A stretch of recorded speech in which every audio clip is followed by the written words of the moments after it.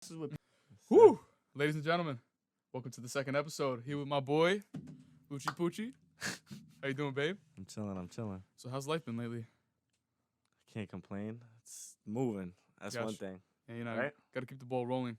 Sometimes, you know.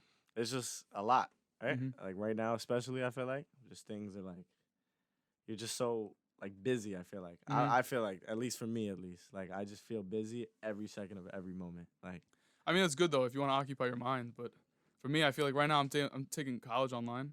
mhm. It's the most annoying shit ever. They're doing it like fully. Wait, you've never like gone in, right? Like, you I've been there haven't- once for what's it called? For the orientation. orientation. Yeah, we walked through and I was like, "There's no fucking shot. I'm coming here."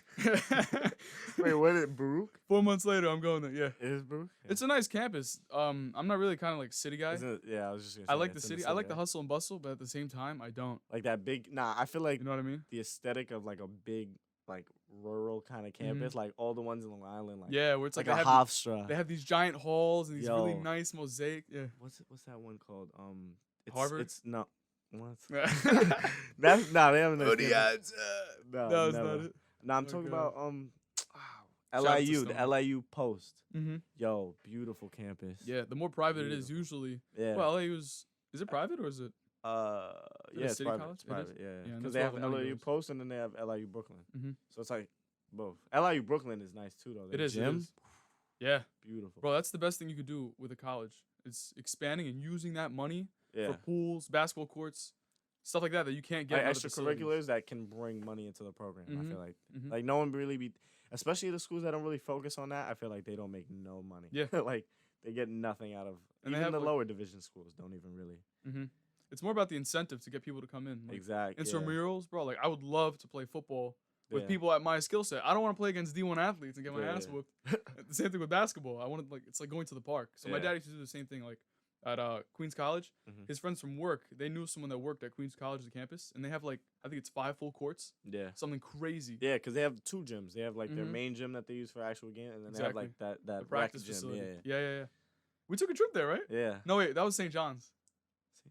I went to Queens though once. Yeah, I've been there. No, because Queens College is connected Oh. to John Bound High School. I went to And- Queens with Sweeten. That's right. But we went to St. John's. That was our sophomore year. Junior. Wait. No. Yes. That was the second time we had Doxy. Yeah, That was yeah, J- you're that right, was, you're right, you're Trig right. year. That was Yeah, Trig, that was Trig. Yo. That was the Oh best. my God, yo. That was probably I was the best thinking of class Doxy all the time. other day, yo. Mhm. What a legend. Yo, every time I suffer on math, like in math class, Yeah. I just think about like, why didn't I remember the fucking Yo, rules? Nah. He was like, yo, he's like, Luciano, remember the rules. What are the You're rules? gonna need it. Like, And they came back and it bit us in the ass, bro. yo, sleeping through every moment of Mhm. every second through that class. Yeah, and then I'd wake you up. Yo, and it's crazy, like, thinking about, like, I'm not gonna say I see what he talked about, like, in person now. Like, it Mhm. doesn't apply to my life even whatsoever. But, like, as I grow into, like, my trade, like being Mhm. an electrician, like, I feel like I see measurements and all these little things, like watts and all these. But, like, Yeah. at the same time, it's not like we was doing parabolas. Like, I'm not gonna ever need a parabola. I don't need these intervals. yeah, Yeah, exactly. it's stupid. Stupid notation. Yeah, so Forget that, bro. like for the whole like for that aspect of it, like Mm-hmm. bullshit. We didn't need any of Yep. that. Like, But he But- was right for the most part, because when we took geometry, he was like, calc, stat, Yo. I get it. You won't need it. But if you want to make Geometry- a table, if you want to be a man's man, and I was yeah, like, yeah. I want to make a table. I want Like, to do on this some and di- that. Yo, especially like even just it'll come down to the smallest thing, Mm-hmm. like measuring something, but it'll be like this by that, Mhm. like with whatever. And all those measurements that we were learning in geometry is literally the same thing. So Mhm. in a sense, yeah, like if I would have paid more attention or like had the motivation to do that, that would have been great. Yeah, but it was school. Yeah. And I feel like I know I didn't take school for granted, and I'm so happy that For granted, nah, I can't say I did. I 'Cause think it was social hour, you know? Just Yeah. all day, every day. yeah. Period. Yeah. Nah, that's what I missed. Like even senior year, I'm not gonna like I like senior year. Senior year was Mhm. fun, regardless of it getting cut short. But Yeah. I feel like the instances where we had periods 1 through 8, oh my God, that was like Life was good. no matter how much I hated being in school. Periods 1 through 8 was a movie Yep. every day. Every single day. Like there was something like there was never a day where I was like Yep. like I may have been like this like during a period, but like whatever out the day, it was dead as the classes. 'Cause If we I didn't have feel like- classes with Mhm. people, like, bro, the fact that we had that 2 years back to back at the end of the day. Yeah, but our trig class, that was no. 8th period. Yeah, It okay, was the me, trig class. you, Dame, Yeah, Luigi, Medin, Medin, Abe, Jeremy. God. Yo, we had Surge. Surge. Oh That was so my much fun because God. Medin would walk up. Abe's taking a nap because Abe would go to sleep at like 4 in the morning every night. He comes to school. Yeah, off playing fucking like 2K. Off 2K. He's or on- some bullshit. He's playing Blacktop, my park, whatever it is, bro. And then he'd come to school off no sleep, and he would just sleep in every class. So Medin would walk by, boom, hit him in the Smack head. the shit out of And Abe him. would get up, be like, "Fuck you!" And then Doc would be Oh. like, "Abraham, outside." Oh my That was the God, funniest shit, blaming him for everything that Mhm. Yo, nah, when Medin would wake me up, and He's I would, so annoyed. I'd be out like a light, Yeah. and Medin waking me up, and then the one day I snapped on him, I was like, "Stop fucking touching me, fat ass," and Doc was like, "You did deserve it." Yeah, he's like, "You deserve You were it." asking for it. And Medin's just like, Like, you're not gonna say anything to him? Like, yo, nah, that's why he's such, bro. He's one of my favorite teachers, Yeah. hands down. yo, he's really patient. Oh my God. His, yo, Remember that? Remember side conversations? yo, He's like, because I keep hearing side conversations. And we're looking around like, where is this dude? Side Bro. conversations. no, on everything that I love. If I was in his position, I would not have been able to. Oh, hold it God. together. I would have had a restraining order. Bro, that's a different type of patience Mm-hmm. to deal with kids like us. Yeah, but you signed up for it. That's what he did. Yeah, nah, yeah. Mhm. In that sense, yeah. But like, still, like, bro, it's amazing. Like, how even seeing some like students that like throughout years of school, Mm-hmm. like, bro, witnessing how bad students can be, or like even kids you don't even have class with, but you realize like, yo, this kid is crazy. Mhm. Like, why are you like this? Like at lunch or something, or Mhm. just like in a hall. I can't even imagine how you sit in a classroom and a teacher handles you, bro. What? I That- guess to the deans though, because that's just their Oh my job, God. day to day, every single day. Handling just daily school. And yeah, I wonder Bullshit. if they have like a little scrapbook of like the Of, like- wildest kids they've met, because there's so Nah, I would. there's I such would a definitely keep- plethora of yeah. personalities, right? You have the kid who's willing to choke a teacher Yeah. and fight, right? There's a kid who's willing to spit on another girl. We don't understand why. We just observe. And, Yeah, and yeah. part of And our it's- dynamic at school, remember that the other district that was next to us? Oh yeah, It was- Mouse. yeah, it was, but it was a lot crazy. Like, you know, kids running through the hallways and stuff like Yeah. that. Nah, kids- it was just like the experience. Honestly, if we would have had both schools, like I always say this, if we would have had that other side of the building, Mhm. bro. If Metro was just one big school, If it was like, bigger, forget Mel's, whatever. Like, just bring in more kids, like Mhm. applying to Metropolitan, like our school, bro. It would have been crazy. Our high school experience would have been insane. no parties. We would have. Metro had no parties. Nah, yeah, none at all. We would have had more space, like as in field wise. We could have had a football field. We could have had a football field. Imagine that, Imagine a football team. bro. Then imagine having another gym the size of our main gym, but in that side of the school. That would have been sick. Mm-hmm. That would have been insane, bro. They had that stupid like tar background, like in the back. Oh, I know what you're talking that about. was like for what? The girls had soccer practice. I It's for remember play. watching. It's for play. Like, bro. Why? I don't understand why it can't just be turf. Why do they have to make it the tar? Like the Yeah, rubber there from the was no playground? point in doing that. Like the usage Mhm. of that area was like extremely minimal. There was. I wonder if nothing. they took a vote, because I know when they're starting a school, you have to get sign-offs, and Mhm. building Metro took like 2 Yeah, decades. Took yeah. like probably more. Honestly, Yeah, yeah, all the stuff from the city, and the city is so annoying with the regulations, and they have their own union. Yeah, They gotta send not only someone. and doing that whole like the walkway, Mm-hmm. bro. What? Yeah. Laying the foundation for the school, build. Oh my God, I would deadass love to see like how they built the school. Yeah. Like, just because it was such weird. Like you don't see other schools like that. Mm-hmm. We have 'Cause our own Metro Mile. That's what I'm Yeah. saying. Like our school is so new. What it was 2010 that it opened. Yep. Bro, it's 10 years old. I got the towel. You want to see it? I stole it. What? What towel? I stole the towel. What towel? This is Show it to the Look. camera. the 10-year established in 2010. You I get forgot that, where I bro. got it from, but yeah. It's definitely one of the sweat towels they gave at like basketball games. No, I think someone gave it to me. So you know when they were giving out old merch, they were giving out old Yeah, hats. Okay. They were giving. yeah. I have the old Metro hat, like the original. Oh, the little cat. Yeah, one of those, but it Yeah. got stolen from me. Because they were giving them out. So basically, what was happening? Senior year there was a carnival, senior carnival, Mhm. which we didn't get because we missed out. That's right. We Yeah. didn't, yo. I like now, like it's kind of like we're all at peace with like the fact, Mhm. all right, like we're never gonna get Yeah. it back. Like it's not like we can have a prom. Like we Mhm. can't do whatever. No, they're saying they're gonna give us prom. What? I don't want to go. I don't. I'm not going. Unless like, Nah, I mean- I don't know. I don't think I it's, might go. I might go. No. It's Yes. not. It's Well, one. It's a one. It's like a throwback. It's like an anniversary, but like just a year after, or maybe 2 years. If, It's like, oh, class of 2020. Here, like, it's a reunion. No, that's like Yeah. a reunion. Everybody's gonna be in the same position. Like, all Mm-hmm. 100%. Like, don't get me wrong. Like, there's people like that we grew up with, like, throughout this 4 years of high school, like, Mm-hmm. that have definitely changed a lot and matured, and definitely like put on for themselves, like Mm-hmm. doing things like whatever. Like, you have a job, like, props to you. Like, Yeah. you're working right now, props to you. Mm-hmm. Like, I feel like, bro, in a year or two, there's so many people that are gonna be in the same spot. Like, it's honestly scary. Cause, like, yo, I think of it like, if I would have went to school, like if I would have went to Queens, bro, Mm-hmm.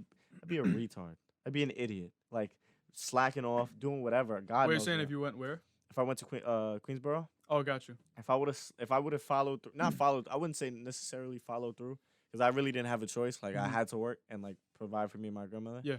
But at the same time, like, there was ways, like, if I really, really would have wanted to go to school, like, if that was my plan, like my goal, I could have did it. Like, somehow, there's always a way. Mm-hmm.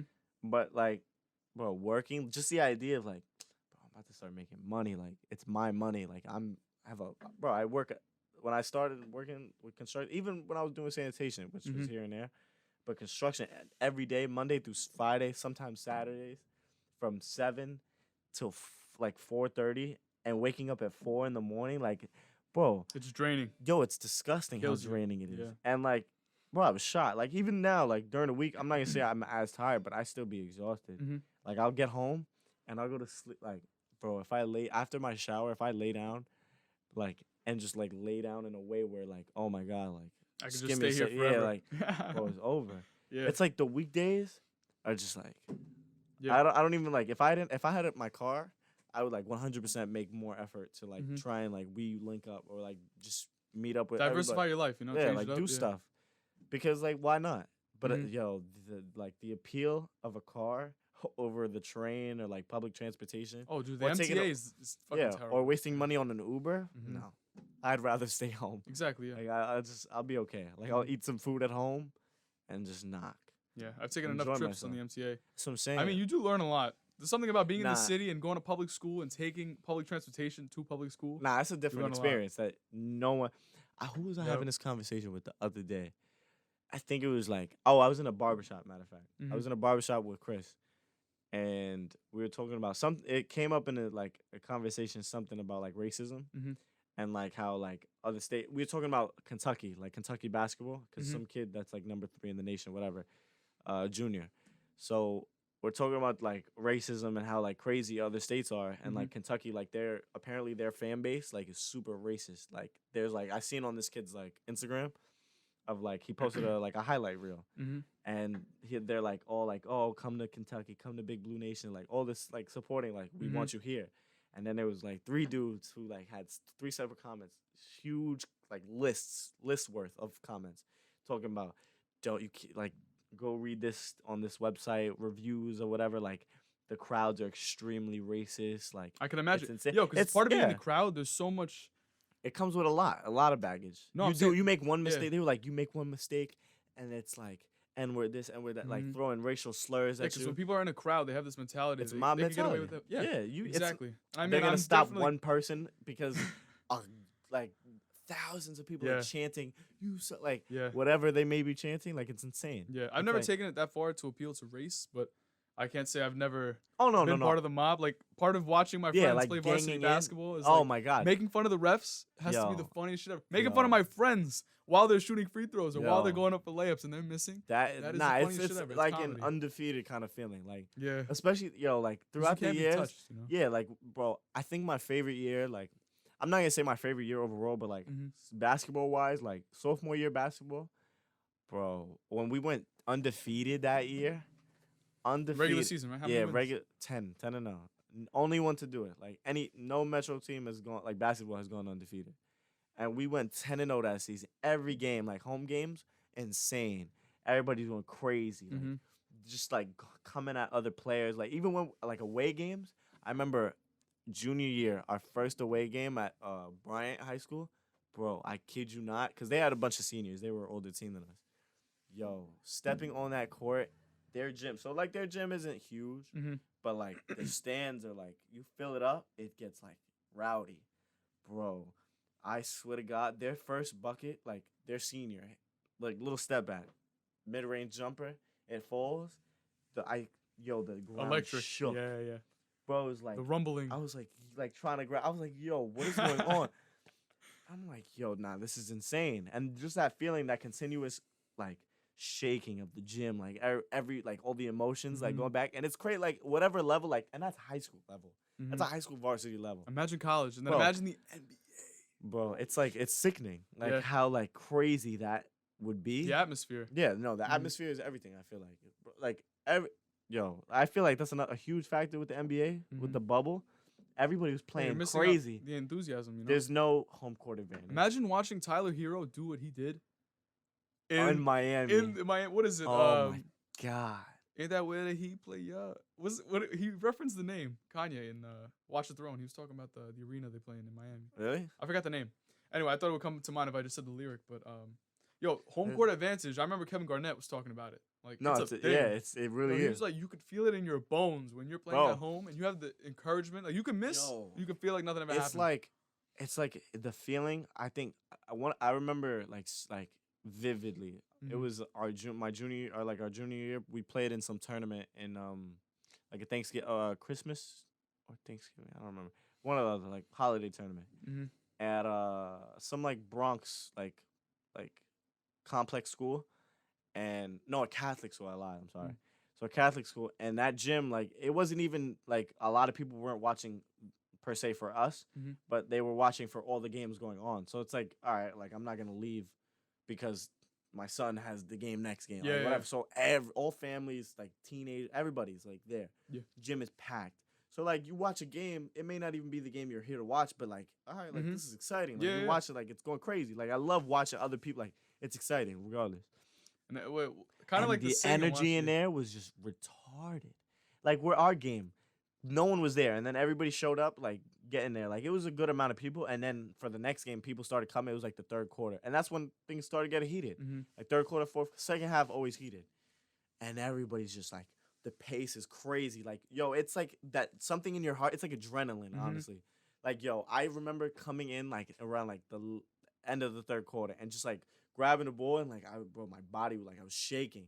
Cause mind you, I know that feeling. Like when you have the ball in your hands, you're like, and it's just like especially with like low, like the pressure that like I always felt like just cause he was like the way he would coach, like if you made a mistake, you're coming out regardless. And some coaches have their I know what you're saying. And don't get me wrong, like all right, like if it's a close game, you gotta perform. Yeah, you have to. If you don't show up, there's no reason. Like I get it, but like in situations where it's not that serious, like you have to give that kid. I feel like you have to give that player the chance to really come out his shell. You have to build their confidence. Yeah, like you're sophomore year, I felt like the man. Yeah, bro, I felt like the man. Like yo, I used to go crazy sophomore year, and then come varsity junior year, like we were the younger guys moving up, and it was just like it wasn't the same because we're under a whole new coach. Yeah, and it's just not.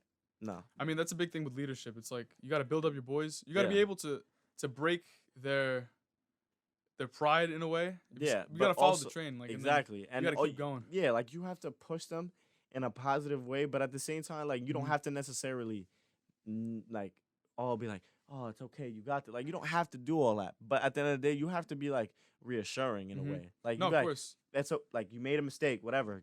Go like you have to make those mistakes or you're never gonna learn. Yeah, like I try to do that when I'm playing. Like if someone takes a shot and they miss and they're like, "Yo, I'm done. Don't pass anymore." I'm gonna be like, "No, keep shooting." Yeah, you just gotta make them shoot. You gotta shoot out. Or well, like shoot don't get like there's a difference between there's an obvious difference like between like someone who's like shooting and missing like he sucks. Like do not get that kid. Like don't let him touch it. Like you just not get the I'm done shooting. You thank God. Yeah, like, I'm glad you. I'm glad you realized. But like then for like people that you know like. What? Yeah. Keep shooting. Bro, believe in yourself. You're probably just soft. Bro, like, you're going to hit. Like, someone you know is going to hit. Like, you know what I mean? But it's, the whole, like idea of, like, being a coach, that, like, just insane. Like, I've always wanted to just, like, coach. When I was younger, I used to, like, Boys and Girls Club, I used to coach, like, little kids, like, little younger kids. And that was just, like, even that, like, they're not the skill, but they're trying, man. And they look up to you. It's good being a leader, though. It's fun. Yeah. So imagine being a grown man. Like in your 30s, like 40s, and you played the sport as like when you're younger, and you're trying to like bring kids that you were in that position, and you want them to like it's the same like it's just a never ending cycle of teaching, like Because most how to- likely they're gonna pick up after you. Exactly. Yeah. So, bro, I couldn't even imagine the satisfactory feeling of like, oh my, like I really made this kid who he's performing the way he is because like I set him on this path, like I pushed him as hard Yeah. as he did, and he broke out of his shell. Mm-hmm. Like that feeling, I can't even imagine how Yeah. satisfying that. Like must be. watching, especially like with AI. You know the coach that just passed away, Yeah. Allen Iverson's Oh coach. my He's god. like his mentor. Yeah. Like, Georgetown, the Georgetown coach. exactly. Like being a coach is more than just a coach. You know, Yeah. it's a father figure for a lot of kids. Sometimes they don't have it in the household, you know, or they don't Yeah. have it in general. Maybe they do have a father. Yeah. But Nah, the person isn't there, you know? 100%. There's Mhm. been coaches in my life that every time, like all coach, like I think one of the biggest it's two coaches from Boys and Girls Club when I used to play up until, and I miss it, yo. Up until maybe like I think I stopped playing like around junior year with them because Mhm. the coach that like I've been with for like 4 or 5 years had just like he like left, like I think they fired him or something, or like they were parting ways, whatever. But like yo, he gave me so much leeway. I remember there were days like most of the time it was only 6 of us. Mhm. It would be it would be me, these two twins, demons, these two twins. I remember. What are their names? Marvin and Martin. Yeah, you told me Demons. about them, So yeah. these two twins, and these other two tall kids, usually like Nate and Prince or something. And it would just be us five sometimes, and we'd travel to the Bronx, like travel all these different like places to play ball, and it would just be us five, like the younger kids, like in a tournament. Mhm. And if I made a mistake, it's not like I'm coming out. There's no one to come in for me. I love so that. like Yeah. all the mistakes I'd make. It's like CYO. Yeah, yo, like Yeah. I'd get that was my CYO. Like you guys, like I wish I would have been able to play CYO with you guys. Yeah. All like I'll never like that's It was one just thing. clownery. That's It what I'm was saying, like- competitive, but it was clownery. Like bro, at the end of the day, you're coming to practice like it's a joke, but at the Yeah. same like because why are you practicing it? Like, but you're having fun. Like you're Yeah. hanging out with your boys and you're playing ball. Yeah. And then come like game days.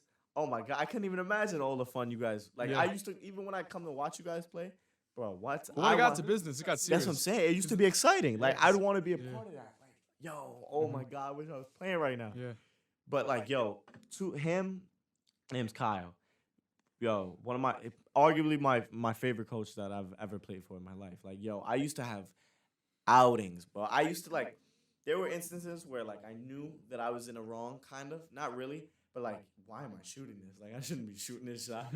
I come down like from the white hash and just shoot it, like pull it, boom, and then just with that confidence, having that confidence and knowing like, oh, like not even knowing like, oh, he's not gonna take me out, fuck it, like I'll just shoot it. No, but like, he trusts me, like I'm gonna shoot it, Mhm. and he'd be like, all right, just get back, like he'll black Yeah. on me, he'll violate, but like in a positive way, like he's not gonna hold it against me because I'm Mhm. making those mistakes. You know what I mean?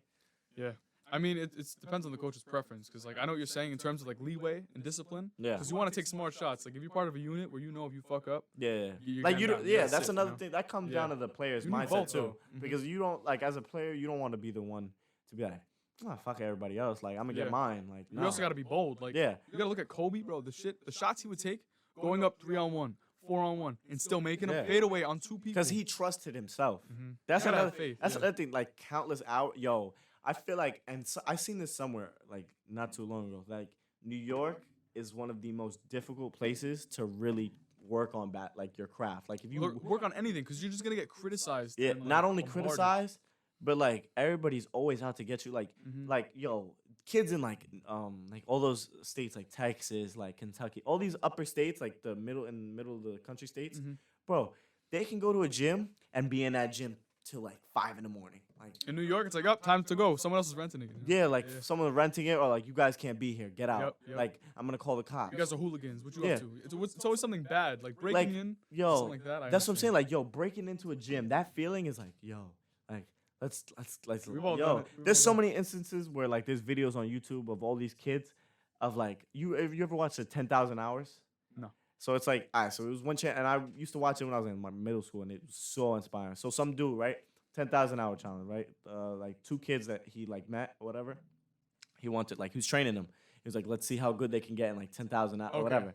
Oh, in- that's like, like in 10 the years, lab. though, right? Nah, it's like, I don't know how long it was, but It's like a decade. That's what they say. Like if you master a craft, it takes 10,000 hours or a decade. really? Yeah, Nah, Shiner told me that. So, like, whatever the case may be, Mhm. he was like training them, and they'd break it. They'd like, we're not supposed to like. It's like vlogs, and then just working out, like playing ball, like such heartfelt, like, and then their lives, like, yeah, I got a game tomorrow, like eating, like they're eating and Mhm. icing themselves, playing Assassin's Creed, like regular, like it felt like I could be that. You know what I mean? Because Yeah. like we're relatively the same age as them, and they're just doing all this stuff that like if you did that in New York, what you wouldn't be allowed to do that. Not Mhm. only parents being so like easy, just like Yeah. yeah, here, take my kid and go ahead, like go work out in the gym. It's a lot different over there. Like especially in the city with your kid. Yeah, You gotta hold on to him at all costs. yeah, 'cause, because like, it's a bro, it's, the wild city, word. it's the jungle. Mhm. That's a jungle. Yeah, and someone might take your kid. That's Yo, the scary part. it's insane. Like Yeah. you never really think about it until like in instance it comes like so close to Mhm. being like, yo, I gotta be like, this isn't a joke. Like this Mhm. is serious. Like Yeah. I could like, bro, I can't even imagine. Like watching someone, for me, it was like on the subway, like watching someone get spit on, or slapped, or get their ass beat. Like watching it jumping. My Yo, first time, oh my God. I was shook, Yeah. and I was like, "There's no way I'm ever opening my mouth in public." And I realized there's some things you gotta fight for, and you gotta stand up, you gotta Yeah. take a beating. No, Absolutely. always. But for the most part, there's some people who believe they have like this hero, like this mentality where they have it's their job Yeah. to settle the beef or just make something right. But at the same time, it's likely gonna get you fucked up. And Yeah. it's a lot of like, Because there's in most not really much situations, you can do in a sense where like, oh, like I may be right, but it's like you don't like you just leave it alone. You gotta mind your business. Yeah, like But then you also don't want to be a bystander. It's a hard game to play, you know. it's like is it's it not worth it or it's not? really not a like it's so black and white, but then at the same time it's not because Mhm. there's so many different factors. Of, Yeah, like if someone's it's like- beefing, you don't know what they're beefing about. Maybe it's someone took someone's money. yeah, Like, like but if someone's that's getting what I'm pressed- saying. We don't know a goddamn thing about Mhm. whatever instance it may be, and it's like, damn, I kind of like I feel like I should step up and help, like because it's like. Mhm. If I was in that position, if someone wasn't helping me, I feel like wow, like For me, I'm yeah. losing faith in humanity. Like, Yeah. but it's not even like that. It's just like some things are meant to be left alone. Like Yeah. it's not my business, nor is it my place to really step in and do something about Yeah. it. For me, like the easiest way to assess it is like if I could put my mother or one of my sisters in that situation, like if they're the victim, Yeah, and if it agitates me enough where I feel like it's justified, then you might step up. You know, yeah, it's usually better. But if I realize like it's not worth it or it's something that's just like bullshit, like a lot of people argue over nothing, especially in New York, because everyone's always agitated. because They're always pissed bro, off and they're always late. Everyone is late in New York. yo, nah, just that's one terrible. thing I like. I feel like I pride myself on. Mhm. I think it was like a lesson just drilled into my brain. Like my step pops always early on time. Like one of Mhm. my biggest role models just pushing me like. You have to be like always be 10 minutes early. What's the phrase? 15 minutes. It's like if you're early, you're on time. If you're on time, you're late. Yeah, exactly. So like that idea, and it's funny because like my grandmother always tell me like my grandmother be late to Mhm. everything. Spanish people be late to everything. Yeah, she has My- an excuse. When you're older, it's adorable. Yeah. It's like, oh, I'm so I- sorry. Don't worry about it. Yeah, It's okay. but it's like And she yo, knows. and she'll tell me like you're like all the instances where I would be late. She'd be like, you're just like your mother. Like she used to be 30 minutes, like an hour late to everything, and it's like wow, like it's funny because if you really are late to something that you know you're just, like you can be on time for, it's like why didn't you do it? Like why didn't you Yeah, try? no, I You got could have you. tried harder. You know what I Mhm. mean? Yeah, it's disappointing sometimes when I see someone like punctuality for me is a big sign of respect. Yo, Especially in my culture. Like, oh my the Italian God. culture, it's like if you're late or if there's like a certain procession, It's like like if you come in on disrespectful. time, it's good. Yeah. Early is better. Early is expected. Yeah. So like if there's a party, all my life, I was the first kid at every birthday party. It was the worst experience because I would go to these little and parties. be alone. I'd have to sit on the couch and wait. I don't know how many kids can testify to this. I would go to their house. Like, let's say the party's at 4. My mom would drop me off at 3:30 because it's respectful. Or 3. And then It was just uncomfortable. Yo, oh my God. But she put me in those situations and I had to talk. So, I Yeah. mean, maybe it helped my social skills. She pushed, like, I was somewhere where I was, like, really uncomfortable and I just. And it's like something like a parent will just do, Yeah. and you'll never know. Like, Yeah. what if she never did that? Like, how would Yeah. I have turned out? Oh, I'm doing that to my kids. I'm making them miserable. Nah, Oh, my God. I think yo. of all the instances like me being as shy as I'm not gonna say I was shy when I was No, younger. but it's definitely natural in the beginning. At that age, Yeah. yeah, because it's like, Holding mommy's leg, you know? Yeah. You gotta separate. You gotta Yeah. become a little man. and it's like if there was someone to push me to like, bro, there's so many things like, don't get me wrong, like there's people in my life that like definitely try and teach me stuff, like Mhm. Moose, like be trying to teach me a lot of stuff. Yeah. And like I respect it and I appreciate it because it's like there's not really like honestly, and he tells me this all the time, and it like he'll almost break me. Like you ever feel like there's that one mental wall, and it's like, I'm good. Like all right, whatever. It is what it is. You push everything to the back of your head. You push everything. No, but we all to got a the back. breaking point. Yeah, and Yeah, it's yeah. like that breaking point What's it is for like, you? I feel like whenever he talks to me, like, and he's so like, you know how intimidating he is. So like, me God, being he's in got a his, demeanor. bro, Moose that demeanor. demeanor, it's like, yo, I'll be in his presence, and it's just like, all right, Moose. Like I'm trying to mentally prepare myself, and then when I'm trying to speak, I can't get the words out. Like I can't like I stutter in front of him. bro. And it's so embarrassing. I hate it's like, preparing my words, but I do it when I'm around him. and it's like, bro, because he's like, spit it out, like get to the point, like just say what you have to say, and I'm just like I'm trying, like it's not my fault, like Yeah. And I said this to him once. I was like, don't get me wrong, like the other day when you spoke to me, I did like I was struggling to speak to you because you're intimidated, like I'm intimidated by you, and then like saying that, it's like, I think he could really? respect that though. Yeah, no, and I feel like he took it as like, all right, like It's a I humble get it, move. yeah, because it's like to admit that, I feel like people don't just admit that, but like yo, it was one day at work, maybe like 2 weeks ago, like he was just talking to me about like, he's like, what is it's like scolding me kind of like not in front of everybody, but like with people like With that a crowd. yeah, like to an small extent, like in an office where people like hear things because it's like you're in the office. It's not like people are like watching like a fucking like it's an interview like it's a podcast.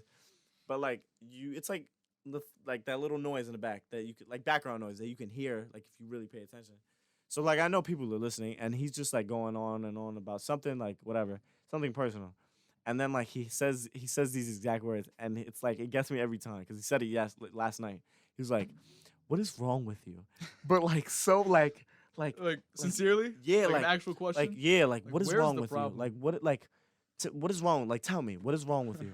And like just the way he said it, like I'm just like standing there like so introspective, like about what's going on in my life, and it's like one of like in the movies where it cuts back and it's like everything. Yeah. I'm like, yo, what is wrong with me? Like that goes through my head all the time. Yo, like I'll be like- sitting down, I'm like, yo, hey, what's don't know. wrong? Like Moose, I don't know. Like I want to just be like, and in that moment, yo, I honestly I held back tears. I was like trying to hold it, like There's a lot. No, but bro, because it's like there's so a lot much. under the Yeah, surface, like don't you be know? real. Like I'm not gonna say like I'm not gonna throw myself a pity party ever. But it's like I go through a lot, and like I pressure myself OD, and I put all these negative and fucking thoughts in my head. And for someone that I respect so much, or that's like so intimidating in a way where it's like I really care about their opinion, that they say something like that to me, that it's like, damn, like what is wrong with me? I don't know. Like I wish I knew. Like I can't figure it out. I feel like sometimes just putting it out there, like what he's doing, might actually be the biggest help. You know? Yeah, like just like really, that like uncomfortable what situation is wrong? that you Like need. that you're because you won't bring it up yourself. Like it's that self-defense mechanism. Yep. Like you're not gonna. It's like what is it? Fight or flight. Butterfly, Yeah. So it's like in that moment you're like, nah, I just brush it to the side. Like you brush all those emotions that you don't want to talk about. Or like I get that with music, yo. Like I'll hear a certain song, and just like that, it's so meaningful. Like I start singing along with it, and it's like all the emotions just like. You feel it crawl up your spine. Yeah. And then, like, oh then my you get God. the goosebumps. Yeah, over the your arms. goosebumps, and then you get it in like your right here in your midsection. It's just like, ooh, like yo, No solution. like yo, you like All feel over it, side. and it's so, and it's like you just feel it so on a personal level, like something so stupid. Nah, I like, know what you mean. You though, hear yeah. a dumb song, or something that you wouldn't think you like react to. Yeah. And it's just like, damn. Especially if it's nostalgic, like an old song that you're like, that just has like a memory tied to it. Yeah, exactly. Like something so small. Or one that you haven't heard in a while. Yeah. Yeah. Oh my God, bro. Like, because we connect everything with everything. Like every small thing that goes through our mind throughout the day, like we connect it to something in that moment, like And whether it's we usually know music, it or not. 'cause Yeah, music is like almost subconscious. Like there's a lot of like a songs I play. sound, like it just has to be a sound. Yeah, even. like or a smell, or just something distinctive that you remember. Smells, yes. Smells are yes. crazy. Or just seeing something, like something that you actually remember, like deja vu. I believe in. Yeah, that's sometimes I get it, and I'm like, this has happened. Like this like, entire situation. Or it's like I must have. It's either I dreamt about it or this has happened before. Yeah. Because this is too like. I feel like you could just eerie. dream it out. Yeah, no, it's like an eerie feeling almost. You're like, what the fuck? Like, this has happened before. I'm not I'm not the only one that's bugging right now, right? Like, it's crazy. Like that feeling. It's almost nostalgic. Yeah, that feeling for smell for me. Like the other day I came out the gym. And this guy was smoking a cigarette, and it was a kind that I haven't smelled since my grandfather. My grandfather smoked in so like in his house, he would never smoke around the kids, and he stopped once my older sister was born. But he would smoke when no one was around. So in the basement, like he would hang out down there. Yeah. And so the basement would reek. Exactly. Yeah. And like for me personally, I don't advocate smoking cigarettes or nicotine stuff like that. I don't agree with bad habits, but I understand like why kids are just normal around it because like their parents do it. And especially like I feel like it's I'm not gonna say hereditary, but it's in a way it's like it's like evolution in a stupid Yeah, yeah. way. No, Like because it was advised to yeah, smoke. Remember that? like They were like, you should smoke. It's yeah, like better. you're around it, Mhm. so it's like your environment. You're Yeah. a product of your environment in almost every case. Yeah. In every sense. Yeah, but Like for me, I say the same thing. Like being around, like I feel like alcohol mm-hmm. and like you said, like cigarettes. Like yo, my mom and my steppops used to bartend, right? When I used to live in Idaho, so like they'd come home from working this bar. Like my steppops would manage the whole bar, like whatever that they put him in charge of. And them coming home smelling like straight cigs and like straight liquor, like it's like I'm You not ever gonna get that smell sometimes? yeah, like I smell like even then like I don't mind cigarettes like to an extent if someone's like blowing a smoke Sometimes in my I face. enjoy the smell. I don't know why. No, I do too, like Right? 100%, and I It's understand. weird. That. It's weird. Bro. It's like almost like relaxing, like it's just like or no, the smell of like I'm not gonna say necessarily the smell of a cigarette like being lit in that moment. But like someone's after smell, like their clothes, Like the residue. Yeah, like the residue of like someone who smoked a cigarette or who smoked cigarettes, like that smell. I don't like that smell. I like the fresh smell. Bro, I don't know what it is. Like the one where you get a whiff from the guy down the block. For me, it's cigars. If I'm walking down a block and someone a mile away is smoking a cigar and I get a draft, I'm picking up like that. Yo. I love cigars. Nah, it's like that one aunt that you have, or like that one family member that you see every once in a while. It's like I think of it as like like it's like wintertime, like Christmas or something, and they're coming over and you hug them. And their their leather jacket smells like cigarettes. I know what you mean. And I'm like just hugging them, and it's like I just got that smell. Like wow, like that was great. And like I have so many memories of just like people coming in to my house when I used to live out there, and just smelling like either alcohol, like any liquor, and cigarettes, or even like a cigar. Like yo, do you think it affected you in any way? Like being around that alcohol. I'm not saying they abused alcohol. No. Or something like that, but I think in a way I feel like yeah.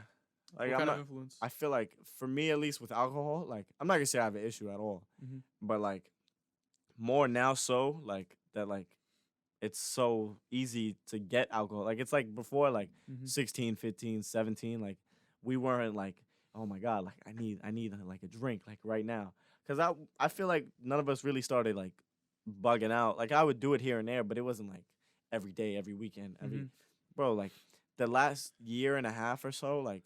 Drinking has like been like a ritual, like almost like, and I feel like, at least for me, like I love like having a beer, like even if I don't really want it, but everybody's drinking a beer, like yeah, like, I'll down a beer, I'll down 3 beers, 4 beers, 5 beers, whatever, love it, or like a seltzer great. I feel like there's a difference, like when it's cold, when you earn the beer, it's so different. Like a hard day's work, it's so old, like such even a then, principle, like you know? that. Of like had that like cliche of having like a cold beer after work. It's so accurate though. No, for me it's accurate. No, I believe like I understand it. Like I definitely, but like I don't know. I can't just sit there like by myself and just have a beer. You know what I mean? Not that any of us have ever drank alcohol. Right. No. Under the age. This is all hypothetical. Yeah. But continue. Hypothetically speaking, let's say like I come home and I drink a beer or two. Like still like I can do it, but it's not like like I need a beer. You know what I mean? Yeah. But like just drinking regular like liquor straight, that feeling is like I don't know what it is like, or just like having liquor that I haven't had before, and now I know how that liquor tastes and I can have a preference. I love that feeling. Yeah.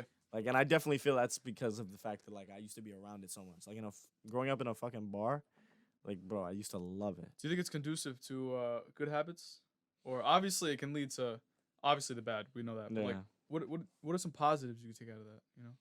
I feel like using it in like, what's the word? In like moderation. Yeah. Like never like abusing it, like you said. Like it's not like anyone I was around like would abuse it. But like definitely the fact that like using it and just being around it so much, like I feel like, oh, like I don't want to end up like how like you see what's going on around you. Like I don't want to do that. Like seeing people like wasted, like not being able to handle themselves, their motives. It's embarrassing. Like, I feel like they're like bro, I would themselves. Like I think to an extent, no matter how bad I get, like how drunk I become, hypothetically, there's not a single moment where I'm like out of control. Like don't get me wrong, like there's moments where like people are like hypothetically speaking, like I'm bugging out, and like like people are like, yo, relax, and I'm like, bro, I'm good. I hate that relax. Because it's like, yo, I don't need you to tell me. Like I know what I'm doing. That's what I feel like. No, but sometimes it's definitely necessary. Like that little, all right. Maybe I'm not saying for you. No. I'm saying like in general, I know what you mean. But I'm people saying will like bug out. in that moment, you'd be like, all right, maybe all right. Maybe he's I'll right. take it I'll in tone it down. consideration. Like Yeah, maybe yeah. like I'll tone it down a little bit. It's when you tap into your sober self. You're like, come on, come on, come on, come on. Yeah, and gotta but talk like to him. even then, that whole time, I feel like me just in general, like I don't know what it is, like being around like other, like hypothetically being around other people like that I'm close with drinking, Mhm. and then like let's say we're all like drunk, and they just like it's people's personalities that just like irritate me, or like they're like what they're doing in that moment. How like I just be like, there's just no way you're this drunk right now. How are you not being able to control yourself? But Mhm. that's I feel like that's me being mad judgmental because everybody drinks differently. Everybody has their limits differently. I don't know if it's about limit, but I think it's more of like because everyone's talking about their tolerance going up, and especially we're at that age where everyone's talking about drinking and smoking. Like, yo, I'm big body now. You got baby lungs, all that shit. Yeah. You know what I'm talking about? But like for me, I feel like it affects everyone differently, especially when it comes to like drugs.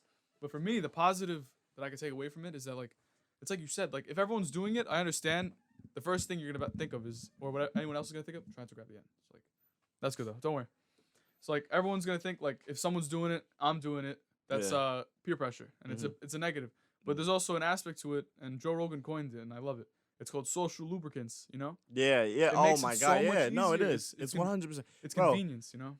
you drink even the slightest bit of alcohol, or you're just like buzzed.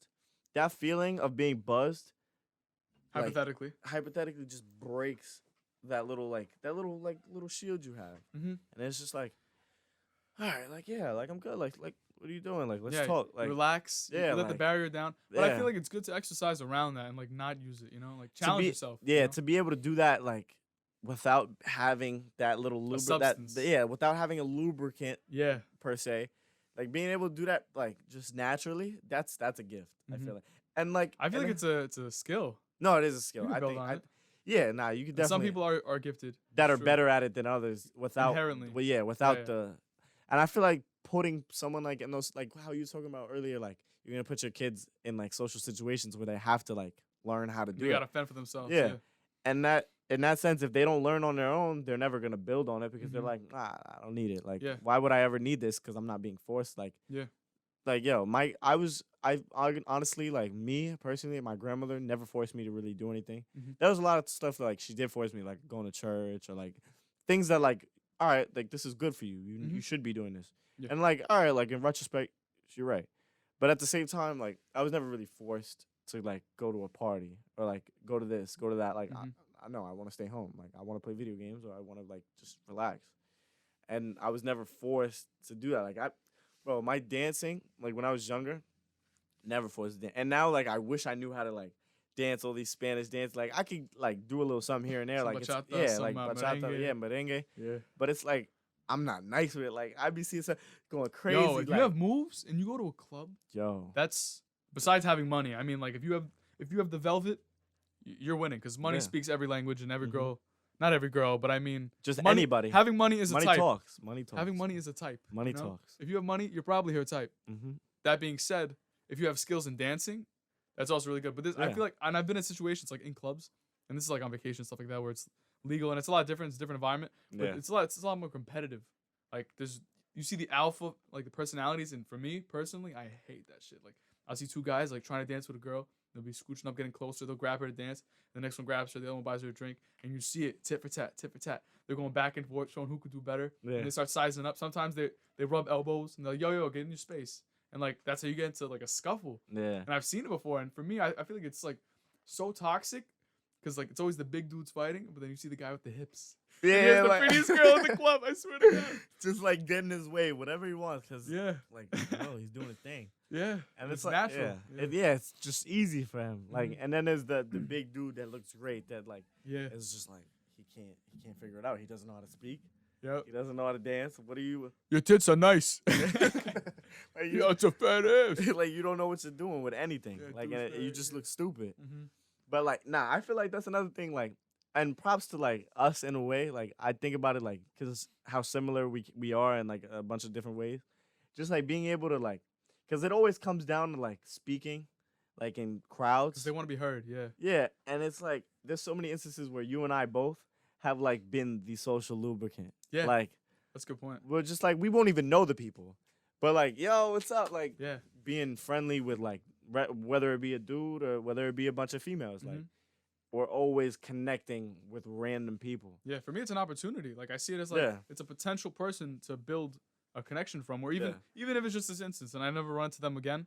It's always good to end on a positive note, and I feel like sometimes like there's really random situations that leave me with a happy experience, or just like my outlook after that is even better. Like say I'm driving to work or I'm bike riding.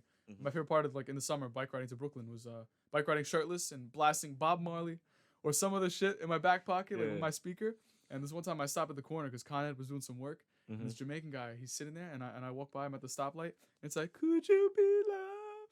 Bum bum bum and he's bopping his head. He's like, right after I get off work, man, you know that? And he puts it up, and I was like, put your lighters up, bro. And I just keep going. And I left, and I like after that moment, I just felt so much happier. And I was like, holy shit, it's a great experience. I feel like, and we talked. Connecting with like a random person is so Yeah. satisfying. Or just like something where like, it's like, oh, like my fellow citizen. Like, oh, like, what's like, or they're like just something like that they acknowledge. Yeah.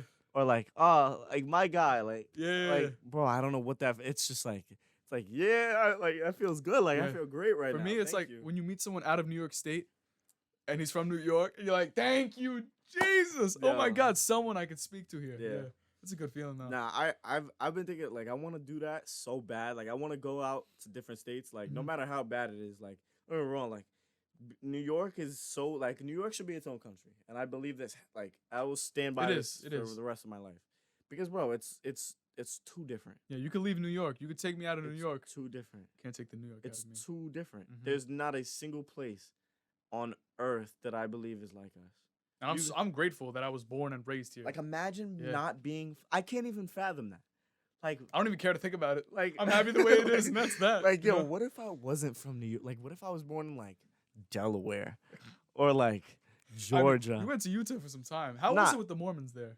Do you remember? Like honestly, like I never had like interactions because so Utah. I wouldn't necessarily say I lived in Utah, but I lived in like Idaho. Yeah, like Sun Valley, gotcha. Idaho. And living out there, like it was really like kind of isolated. Hold up. It's like a little lower, right? Yeah, that's perfect. So it's like a little isolated. Like I remember I used to live on like basically a farm. Like I used to live on a farm. Yeah. I used to live on this one house like down this road, and then like this one big house, and then next to it like another like house where it was like the groundskeeper or whatever, or like the helper for like whatever.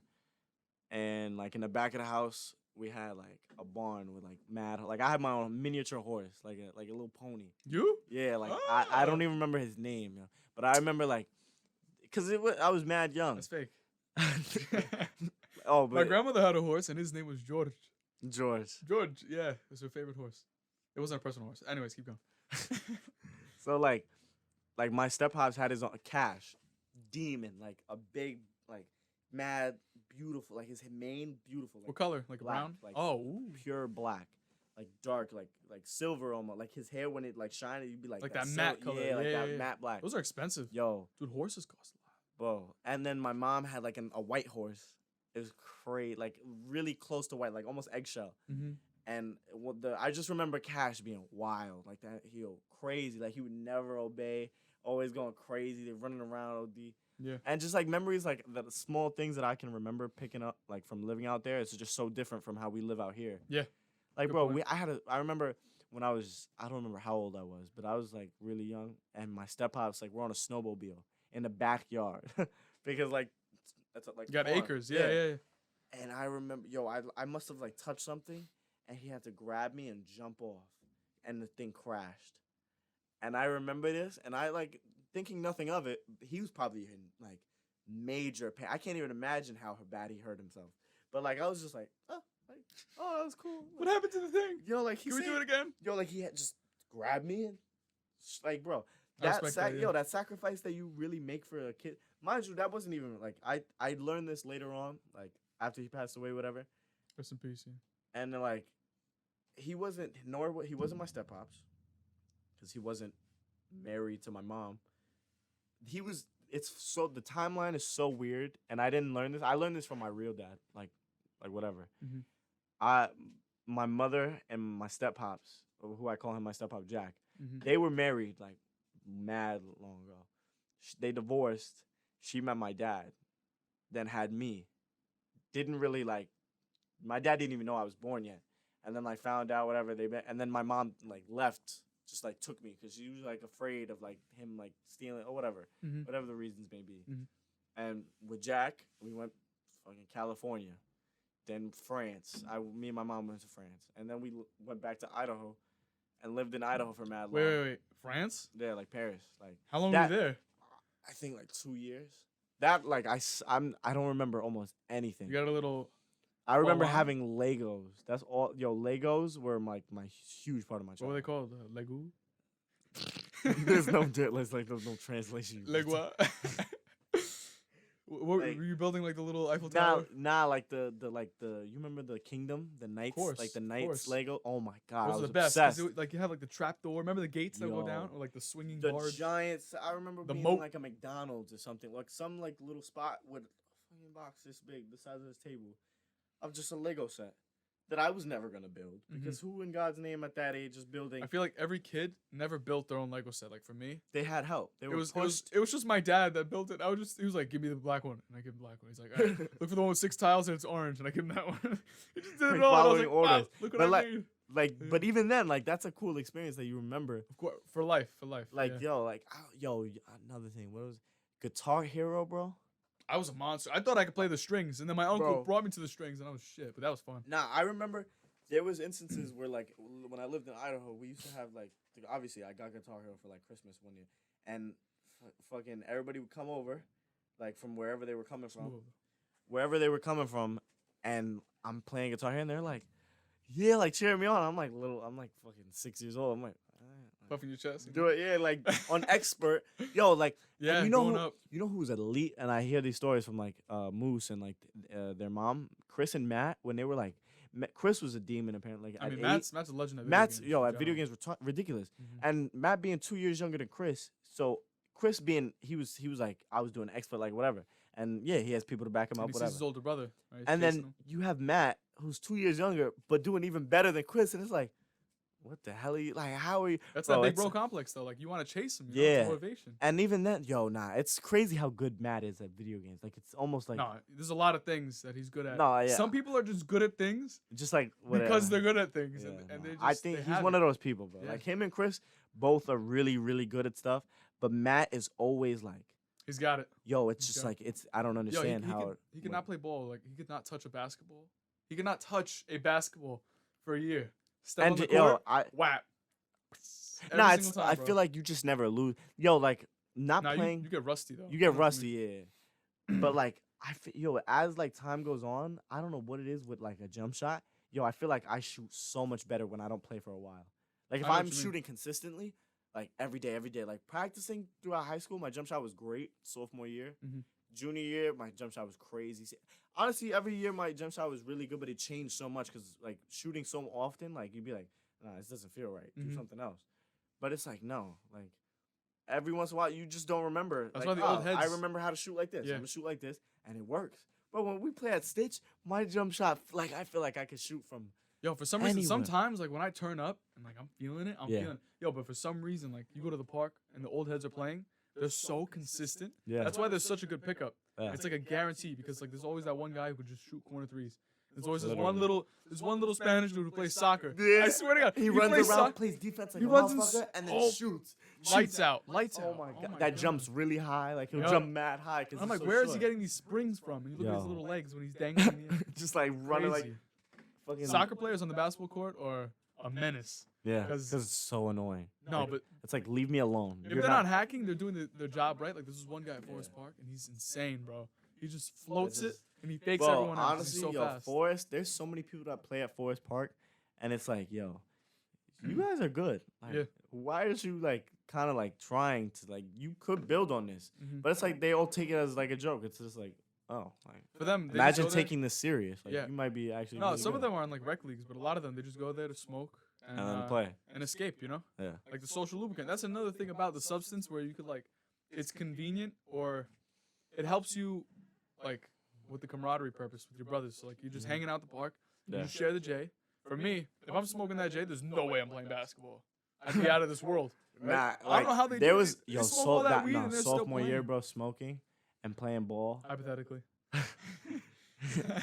You already said pass it. It's over, bro. You Yeah. lost it. It's your hypothetical. It's going. All right, keep going.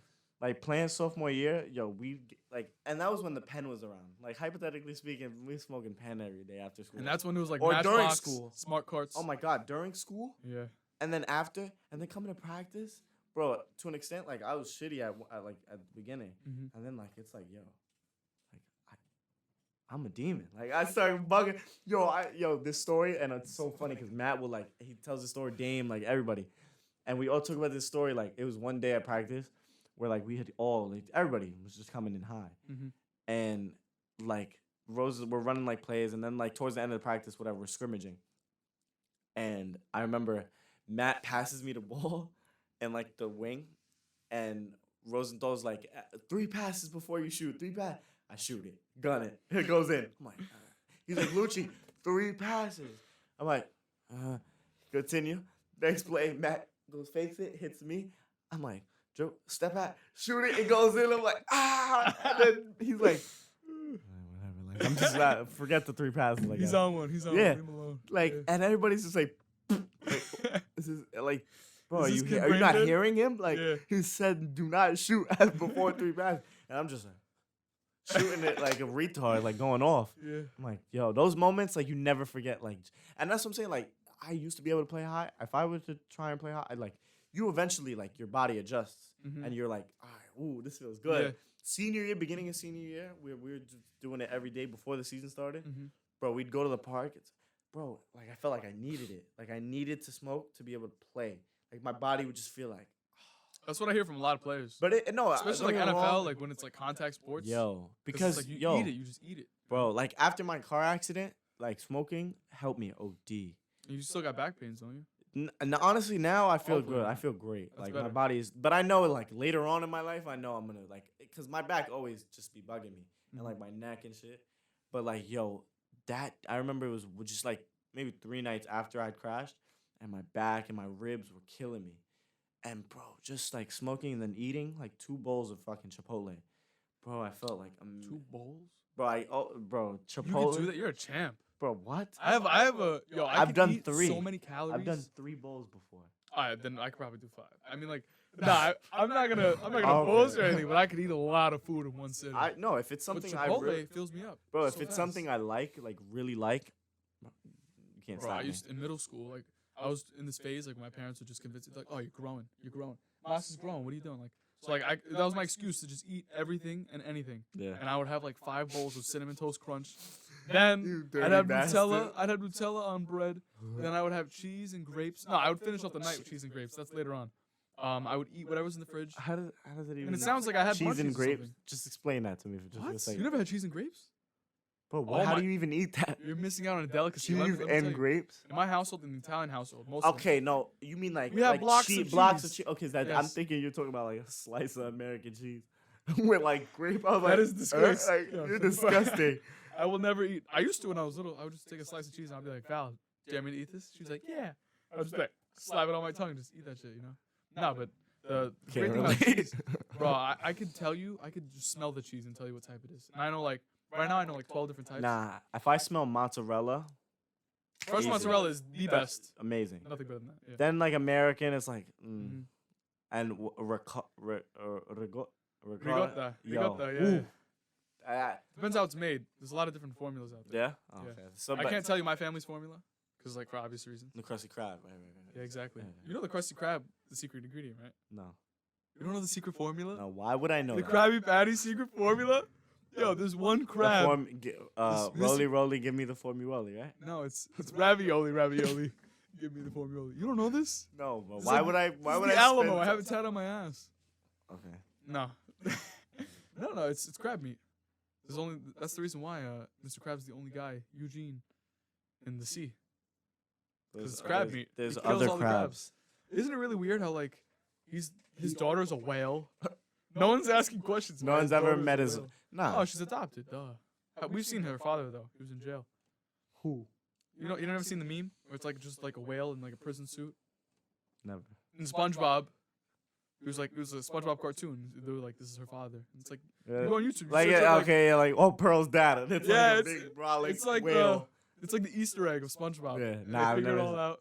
Huh? I can It's imagine misinformation, that. bro. Yeah. Why the fuck should I know about Eugene Krabs? Krabby Patty. Yeah. Jeopardy. That's why. 'Cause one day you might Yo, need it. rest in peace to the Yo, Jeopardy oh dude. my god. Yo. Yo, Alex he never Trebek. messed up, and he was just sound when he spoke. He was He funny. just, like, He was so witty. mellow. He was sarcastic. He had very dry humor. But it was Hilarious. I loved it. I'd be Yeah. watching it with my grandmother. I'd be like, and she'd be like, "What's so funny?" Yeah. Like, nothing. Imagine the amount of knowledge that he just gained from asking not only questions. asking those questions and like having to read the answer. I don't know if maybe he got like a kick out of like eventually you enjoy it, like you say what you do something you love, you never Mhm. work a day in your life, whatever. Yeah. And he probably felt that way. Mhm. But like, yo, imagine just like hating that job and like, what is and just continuing, like, you know what I mean? I feel like that would suck. But he definitely loved it. That's crazy, bro. 80 years old. God bless. 80. Wow. Even though that's honestly, if we think about it, like how that's 80? That's Right. a lot. But at the same time, Isn't Ellen in her 70s? no. Yeah. Nah, I'm about to look at Ellen. I think she's not. Maybe 60s, like late 60s. No. Definitely She has like late. crazy genetics. What? I think what's his name? Tom Cruise. Crazy genetics. He's also in Scientology, so he probably has like stem cell. Ellen's 62. Damn. Ellen looks the same. Mm-hmm. It's kind of disgusting. Bro, hearing that she was a monster of a human being, like I'm not gonna believe everything I hear like- until I see it myself. But it's scary, bro. That's the face of the devil. Like, that's horrifying. I mean, I'd give her another chance if she's want to take one. But here's the thing, like I a wonder lot how of people- bad, like, you think of celebrities. I'm sorry, casual. You think of celebrities, it's That's like, what- how evil are like Can they these get? really people? Like, you could tell when they're genuine, and I feel like there's like a handful. I feel like like Robin Williams. I feel like if I met him, like I just want him to come back to life so I could just hug him. You know, Bro, I don't know, man. he was just He was Robin fi- Williams. No, I'm not saying Robin Williams, but he But, was like- definitely fighting demons, bro. Like, Yeah. to commit suicide. So I heard he didn't commit suicide. It was part of the dementia that he was suffering with. Or Really? It wasn't exactly orchestrated by himself, like consciously. Oh, was like he more- was just like forget, I like think okay, it like might have been it an wasn't overdose. really him, honestly. Like he might have overdosed, They're but saying that, thinking that he forgot to take this Yeah. many and and I don't think it's like backed by an autopsy. I think it was more of like they were saying like when he was in like a phase or Mhm. something like that, it happened. And I hope it wasn't intentional, because like most people who do commit suicide, like people who jump off bridges, they've interviewed survivors, and they're like, the instant I let go, I regretted it, like that. yeah, And, like, because it's like yo, your life, like that's like someone just like Mhm. taking your life away. Like Mhm. imagine being on the other side of the gun, just like I can't. First off, taking your own life, that's something else. Like Yeah. whatever, but like taking someone else's life, like what goes through someone's head to be Mhm. like the willpower and to live with yourself, like. It's justification. I mean, Yeah, like okay, like being in the army or something like that. Like if you're a sniper, like have you watched American Sniper? yeah, And Bradley Cooper, he's sitting there, and he doesn't want to shoot this kid, and he's doing everything in his power. He's like, drop it, drop it, drop it, drop it, drop it. And the kid finally drops it. He's like, ooh, oh my god, because he didn't have to shoot the kid. yeah, And that's like, imagine having to pull a trigger on a kid that's being told to, or he's being like Yeah. commanded. that he really has no free will, like especially in those. But there's a countries. lot of influence and stuff like that. Like Yeah. they believe like the better, like the more vicious the attack, or like in some extremist beliefs, like if they die for their cause, it's Mhm. even better. Yeah, And like it's like hooray, like thank you for giving me this A martyr. this option. Exactly, yeah, martyr. And it's just terrible watching that happen. So I mean, sometimes you can justify it if it's someone who's wishing terror on other people. yeah, Like the ultimate question: would you Yeah. kill baby Hitler? yeah, If you could go back to 1901 or whenever he was born, right? Because then he died in his 40s or 50s. yeah. He died relatively young. So if you could go to the hospital where Hitler was born Oh wait, you ever see the meme? It's not a meme. and you would but, go to like, jail for life, would you kill him? I don't know. Would you slaughter that baby? You ever see the one where it's like a preacher? It was a boy that almost drowned in the lake, and a preacher saved him. And that That kid boy was turned Hitler. out to be Hitler. Mhm. Like you think of stuff like that, it's like wow. There's like, multiple cases. Hitler Yeah. fought in the First World War. Yeah, He was a soldier and he was on the Mhm. battlefield, and there was a what's it called, a medic from the other side just saved his that life. saved his life. Yeah, Kudos to that guy. I mean, he's just doing what a human Yeah. should, you know. I like that. I cool- like stories like That's that. the thing, though. Like, you can't, like, you can say it all metaphoric. Like, hypothetically speaking, you kill that baby and it was Hitler. But, like, I feel like the cycle's just gonna continue. Yeah, there's Someone always- else is gonna take that place. mhm. You're That's always what I'm gonna saying. have I your- feel like if you were to kill Hitler, like, let's say we go back in time and kill Hitler before he does whatever he did, Yeah. like, causing a whole Holocaust. So make like a pro and con. So the pros of killing baby Hitler, what would you think? No Holocaust. right? No Holocaust. Okay. Uh, like an unimaginable amount of lives Of death saved. and suffering. Yeah. Yeah. The culture of just like hate Mm-hmm. towards like. But then I think that also translates to positive because not just hate, but it's also what's the word? It starts with a P. Propaganda. Mm-hmm. Propaganda is a huge influence, and you're able to cultivate like this entire energy. So basically, like Hitler Youth, what he was doing is he had the whole society believing that, like, oh, that he was right. Yeah. Okay. exactly, yeah, Like You brainwash justifying. them. Yeah. Justifying his actions. Mhm. Yeah. Like okay. But they're like, and people don't like taking the part away from this, and like, Well, it's like thinking about like the history books in other countries.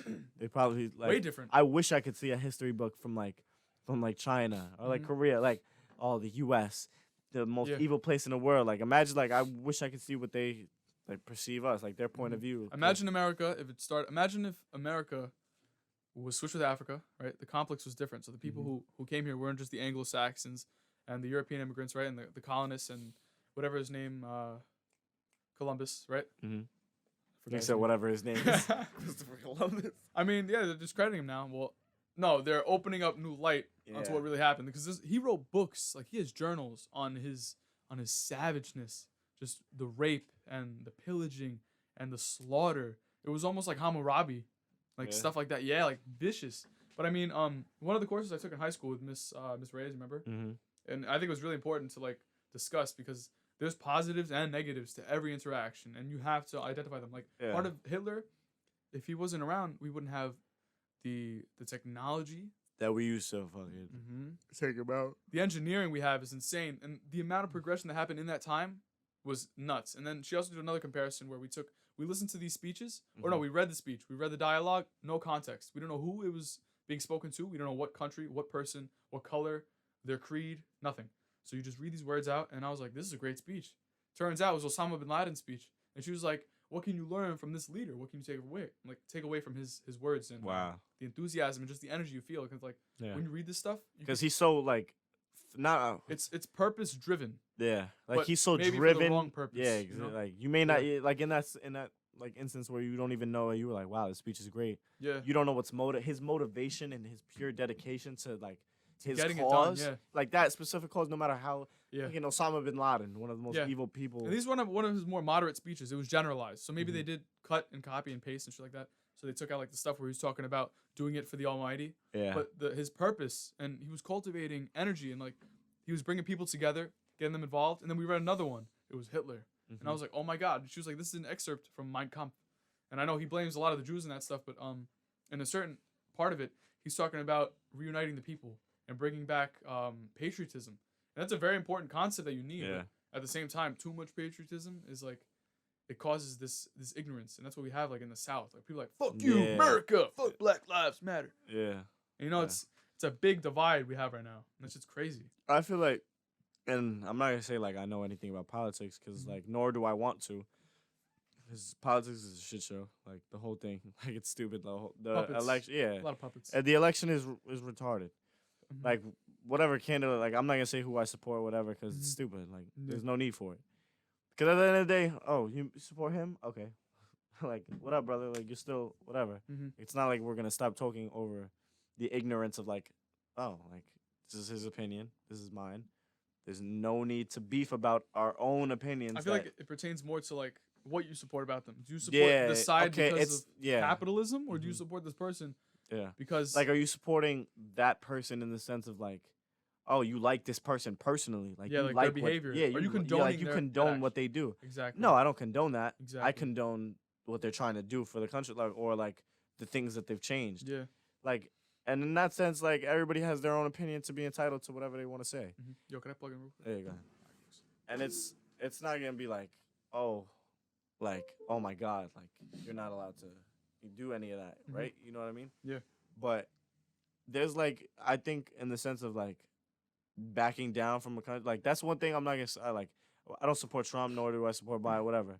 But like one thing that Trump did do, I'm not gonna say like in the sense of like defending our country, like in a way, he's a savage. He's like it's ridiculous how ignorant he is as a person, and how like he doesn't care about anything anyone says, and like don't get me wrong, like there's aspects that you could take from that are positive. Yeah, that's what I'm saying. Yeah. That's a positive like aspect. Like every other country, yo, he signed mad peace treaties. First U.S. president to step foot in North Korea. Yeah. Let alone, was it a peace treaty or did they never? I don't. I'm not sure about It was North Korea, talks, but there was. I mean, there were steps. That was foundation. Jerusalem. He made like the actual like that's the capital of Israel, whatever. There's a lot of big discrepancy with that. Yeah. Because now he's legitimizing the Jewish instead of the Muslim. Yeah. There's a lot of beef. So whatever he's doing, like whatever he did, whatever, like may it be positive, may it be negative, but like not backing down from a single country, like no, I'm not trading with you. No, I'm not doing this. I'm not doing whatever.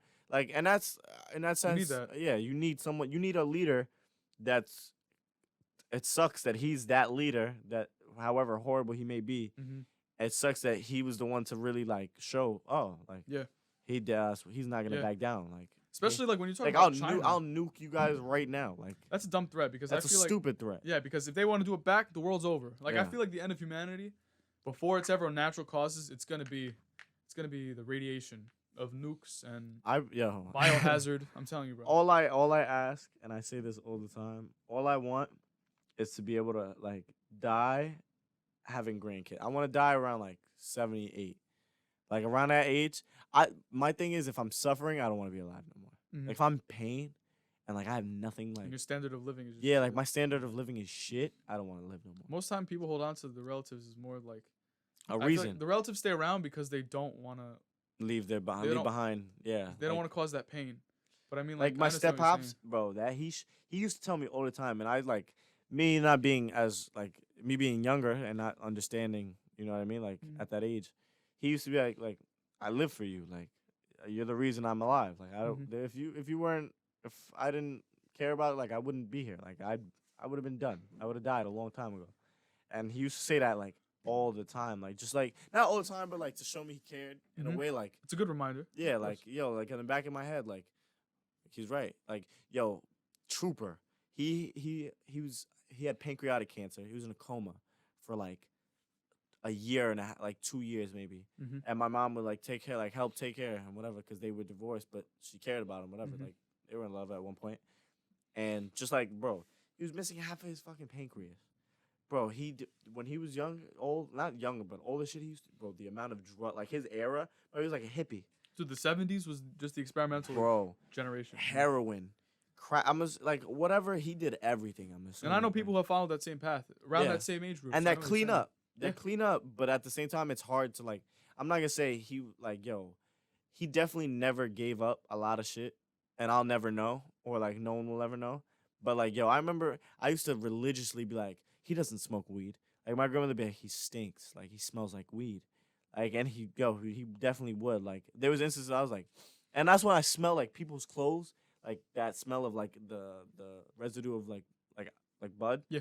And it's like wow, like that smells like I enjoy that smell because of the fact it was my step pops. Like I lived with him for like most of my life. You associate it with like a positive experience. Yeah, like this is my father. Like honestly, this is my father, and he smells like this, whatever. Like it's a smell that you're comfortable around. Yeah, and my like almost secure. Like you feel secure. And my grandmother coming at him like, yo, like he's smoking.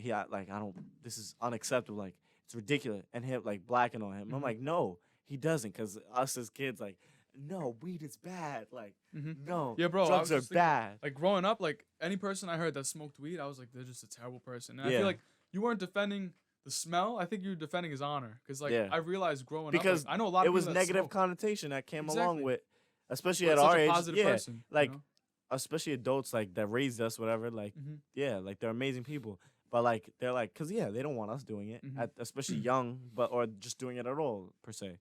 And they're like, no, this is bad. Like, and then you associate that with, like, let's say you see someone you really care about, you like my step pops, him doing it. I'm like, no, he doesn't do that. Why? No, he would never. Like innocent. It was such a negative connotation. I understand, especially at the given time, like especially like 80s, 90s. My father grew up in Lower East Side Manhattan, and all he saw his first person OD in grade school. He was playing outside in the schoolyard, right outside the gate. He could touch fingers with them, like they would walk by, stuff like that. But you were that close to the action, and he would walk to school, and you would see a pimp in the morning with his hose lined up on the steps, bringing them to school or watching the kids so she could go to the store or something like that, or so she could do her business, go in a car, come back, as he watches the kids. And my dad is these kids' age. Imagine how scary that is, watching the first person OD. They're playing outside in the schoolyard. My uncle tells me all the time. He's like, Mas, I'll never forget. And it's a big guy, Vinny. He seems like he's a really scary, intimidating dude, but like soft at the heart because they've seen a lot of shit. Yeah. And so for them, there's a really negative connotation with weed because in my grandmother's mind, she's an old Sicilian woman, and they have like this thick-headed mentality where it's like, you don't do that, you never step in this area, and that's that. And he followed that, and I understand why it got them through where they got through because like watching someone die and choke on their own vomit, or watch someone turn over, or watch someone like a dead body on the floor leaking, shit like that, it changes you. So I understand why they wanted to stay away from drugs entirely, but because they have negative it's like negative connotation in their lot, like they've experienced it firsthand. Like us being young, we don't know that. Whatever we're told is what we believe. Whatever, like whatever we're raised to think. And like whatever, like they may have, like for someone that's never had a bad experience with, like, let's say a specific drug, they're not gonna talk down on it because I've never seen anything bad. How would we know? Like, I'm open to it. It's really weird how there's like this barrier of what's accepted and what's not. Every adult I know, every single adult I know that I'm related to hates weed but drinks coffee. Can you explain that? They're hooked to caffeine, right? But they hate weed. So one of them, they take multiple times a day. They spend thousands of dollars a year. Think about it. You got Dunkin' Donuts. You got Starbucks. You probably have your own mocha machine. My parents have it now because they have this little, I don't even know the name because I don't drink coffee. I don't know that. But like, neither do I. They talk about substance in such a bad way, but at the same time, that's hypocrisy, right? Yeah. I don't understand that. But at the same time, we can't really compare it. I'm not gonna say we can't compare. Gateway, I feel like. We can't compare it to really coffee, because coffee is used in like, I need my coffee. I'm not gonna be able to function. Because it's normalized. But there's also people that be like, I need my weed, or I'm not gonna be able to function. Yeah. But like we can't like, it's a sensitive. It's not sensitive. I feel like it's just a barrier we created. It's what's acceptable and what's not. I say this all the time. How sensitive the country is, or how sensitive just people like now are. It's like, bro, why is everybody so sensitive? Like, don't get me wrong, like there's a lot of stuff that bothers me a lot of the time, and like I'll take it like as like I wouldn't do that, or no, you shouldn't do that. Yeah. But at the same time, like if you do that, whatever, like everybody's you're gonna do For what me, you it's like to each his own. Like, cause I have my preferences, so you can ask me about like whatever. To each his own. Yo, I say that all the time because it's like it's true. Yeah. Like, if you ask for my preference, I'll give you my opinion. Like, what you don't have to take it. Yeah. You don't have to do anything with it. I'm just letting you know that this is how I feel about whatever you just brought up. Like, if you brought it up, I'm not gonna just sit here and be like. Exactly. For me, there's certain lines that you shouldn't cross, but at the same time, how do you learn? And I'm reading this book right now that Shiner referenced to me, and it's called The Doors of Perception. It's this guy. He's a learned man. This guy has degrees upon degrees, educated as hell. But what he does is he takes drugs and he writes down his hallucinations, and like he takes them through the trip of like a psychological change. Like when you open a chamber, the doors of perception. Yeah. And you see things from different areas. So like I understand why people would want to do hardcore drugs maybe once. But then again, you get hooked, and it's like, is it worth it? I know you can open the door and see new things, but like, is it worth it? You've seen what's the book called? Doors of Perception. I can lend it to you. I've never read the whole thing. It's that hard to read. Really? I read 2 chapters. I'm trying to like. I was looking like. I'm not gonna say I was looking because but like it came up where I was just like thinking like I want to learn so much. Like we were talking about it earlier. Like I want to be able to like one day just like know everything about my car or like any car. Like just be like, that's this. It's like the radiator or whatever. The switch to the transmission, whatever bullshit. But I want to know how to do that. Like, and I want to learn new skills. Like I want to just like, but I want to like know everything. Like in a way, like I want to learn so much. Like if I can learn let's say I learn my trade, like being an electrician in and out, like all the ins and outs, and I'm like an expert. I know everything. Who's to say why? Why shouldn't I learn how to become a plumber? Like if I know how to do both, and it's applicable in your life, right? Yeah, in your household, you're gonna need. That's what I'm saying, help. Bro. As an electrician, if I can one day be able to like, you talking about the lighting, like you want to light over there.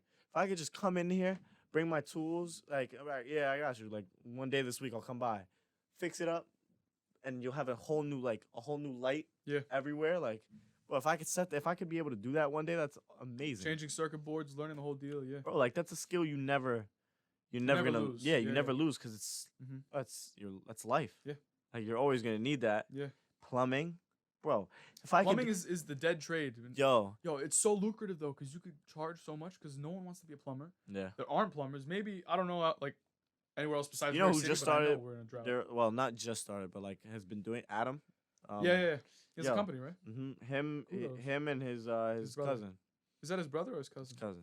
Oh, okay. And him and his cousin, Bro, he used to work for, I don't know who he used to work for, but like, and Chris has told me the story. He's like, I could do this. Like, this is he's learning how to do it. He learned how to do it. Like, bro, this is simple enough. Why would I want to work for these dude when I could work for myself? Yeah. Saved all his money, bought a van, bought all the equipment he needed. Bro, he'd be doing like some serious jobs, like real plumbing, like lining and like like in the big, like a whole house foundation, like their plumbing, or like a city block, like in like near their property, that block. Exactly. Like, bro, that's huge. I like that incentive. That's the piece of capitalism that I love. Yeah. Because there's greed associated with give me the money and people money driven. Yeah. But at the same time, if there's an incentive where work can be compensated for, and if you're willing to give like your time and your energy to make a better product or to give a better reputation, then all for it, you know? Yeah. Because but you're not only just doing it for, like I want you're bettering yourself. You got to compete too. It's like competition creates condition. You know? Bro, every trade in its own way is extremely competitive. Let alone having your own business. Yeah. Because it's like, yo, you have the businesses that are like huge businesses, these subcontractors that are, they're just, you have the city giving them contract, like, yes, we need you to come do this job, whatever. Yep. And then you have people like the little guy who's like starting out and like they can't get anything. They can't get work. They can't find work because back then that was the issue with the Italian mob. They signed these contracts that lasted 100 years and they're still in power, a lot of them. Like they're going to end soon and that's when they're going to take them down. But like these contracts would they would manage everything and they would consolidate it. They'd kick everyone out and they would make sure it was only their connections that could do these jobs. Yeah. And they were the only people available, and then they would just jack up the price because there was no competition. It was like a trick in capitalism that they finally figured out. But that was like a stepping stone, I feel like. But I know what you're saying though. Like the little fish, you gotta fight for your earnings. Yeah. Because if you don't fight, you're gonna be stagnant. You won't grow. You're never gonna grow. Bro, if I'm Adam, or if let's say I start my own business, whatever, like I start my own electric business, and I wanna have a company. All right, like I want people to I want to be my own boss. Like if I have people work for me, even better. Like I want people to work. Like I want to be as big where I can have people working for me and I don't have to do anything. But I'm making money because of everything that I've already accomplished. Like I've done myself. Yeah, that you built. Like that feeling, like it's not only like satisfying, but it's like establishing yourself. Yeah, like yo, like I made this. You can't take it away from me because it will last longer than you. Yeah. It's yo. A family name is what lasts. You know, bro. You die. This company is gonna be around until let's say someone fucks you over, or you get bought out. Yeah, you get bought out, or you. That's a hard decision to make, you know, to get bought out. I don't think Would you do that? Even if you were worth billions, would you still allow yourself to be bought out, or would you For how much? Well, no, it's just the principle of it. Yeah, I know what you mean. Like, would you some people say no matter what price, it could be $1 or $1 billion, I'm never gonna sell out, and I respect that. I don't know. Honestly, I feel like in any case, it should come down to whether or not. Like the predicament? Yeah, like if it's where you are financially at the time. Yeah, like yo, let's say you have no money. Like if it's so up in the air where it's like, damn, like if I don't take this, I might not be able to eat next week. Or I might not be able to pay my rent, or I might not be able to pay for my house. I might lose my house. I have kids to take care of. Like whatever the little XYZ factors. And it makes sense, yeah. Like all right, like yeah. Whatever, like give me the money, take my company, whatever. I think that happened with Rocky though, like when he was creating the script in the 70s, because that's when the first Rocky came out. This dude is old, by the way. He's like almost 80 years old, still jacked. He's on human growth hormone though. Yeah, and he has doctors, he has money, so he's gonna be fine for a while. But like when he was making the films, he was dead broke, and it's like the same story of The Rock. $7 in his pocket, $12, something like that. Yeah, and like a piece of yarn. They always talk about that shit. Like old rope is what they had. Yeah, and he could have sold the script, and he was offered a buyout for like this dirt cheap price. Disgusting, almost insulting. He was like, fuck it, I'm gonna stick to what I have. And look at it now. Rocky's a franchise, it's a name. Yeah. He's this old making household name almost. With a saggy face. Like respect to him for still going, still being jacked, still being motivated. Sylvester still on? Yeah. And he could have taken the offer to get bought out. No, here's what they wanted to do, I'm pretty sure. They wanted to make him they wanted to control everything and make him a piece of it. Yeah. But his chunk of change was gonna be tiny. And he said, fuck you, I'm doing it myself. He said, I'm taking over the whole operation. Like I planned, and I'm gonna work my way up. I respect that, but it's also like it's like dying by the sword. It's a double-edged sword. Like like let's say you end up fucking up, and now look at you. But it's a risk. You had a chance. But you went with your gut, and now it's either you're gonna succeed, and oh my god, like things work out for a reason. Everything happens for a reason. Yeah. Or you just got screwed. You just ruined your chances, and now you're fucked. Yeah. Like it's over, bro. Like you're done. I feel like if it's something worth, like if it's something you really fucking care about, and you're willing to work for it for no money, and you could somehow make money, then it's worth it. Like for me, like I feel like they gotta encourage more painters out there, more musicians, shit like that. It's just hard to get noticed, you know. Yeah. But, Nah, like, it's good. Yeah, it's like it's not something like, oh, like you're gonna make money. Like that's what it's surrounded by, like money. Because at the end of the day, like, bro, when I was in high school, when we were in school, bro, there was not a moment goes by. Like, I'm not gonna say I put all my eggs in that basket. Like, oh, I was gonna go to the NBA, but like, I'm not gonna say I didn't have that hoop dream. Everybody has hoop dreams, but at like, some point, like I realistically, you see all these people like coming from positions worse than yourself, like. Bro, I could work hard. I could do that. I could do this. That could be me. Why not? Why not? Yeah, why not? And at the same time, it's like there's factors greater than what you believe, like height. Yeah, like height, like things that you can't control. Yeah. All you can control is your work ethic and your skill, for like how much you train. But if you don't have that either, and even if you do, there's still gonna be that huge barrier of someone that's what? That's good. That's like 6'6" to my 5'10", 5'11". What? Who's gonna? You're what? My 5'10", 5'11". With shoes on, 5'11". Don't play with me, boy. No. I'm 5'9.5". With shoes, I'm 5'10". 5'10.5". I've measured it. I'm 69.5 inches. Yeah? Yeah. You think so, bro? Yeah, because Mr. Mayo measured it, and I was like, nice. Nah, I think 69.5 sounds exactly what I would. All right, 5'10" on my license. Fair enough. Cap. I'm playing. No, but the one thing, the advantage of height is fucking ludicrous. Because like, you have someone like Taco Fall that can drop it in. But if you have a unit like LeBron, 6'8", doing whatever you please, that's a perfect height. Yeah, 6'8", I feel like 6'10". Because you won't have a lot of KDs. That's why he's like a miracle build. No, you know? KD is different because of like, bro, he's that height. He's the height of he's almost 7 foot. But he moves. So he's a fly. Bro, he moves like a fucking Kyrie Irving. Like. He's shifty. KD?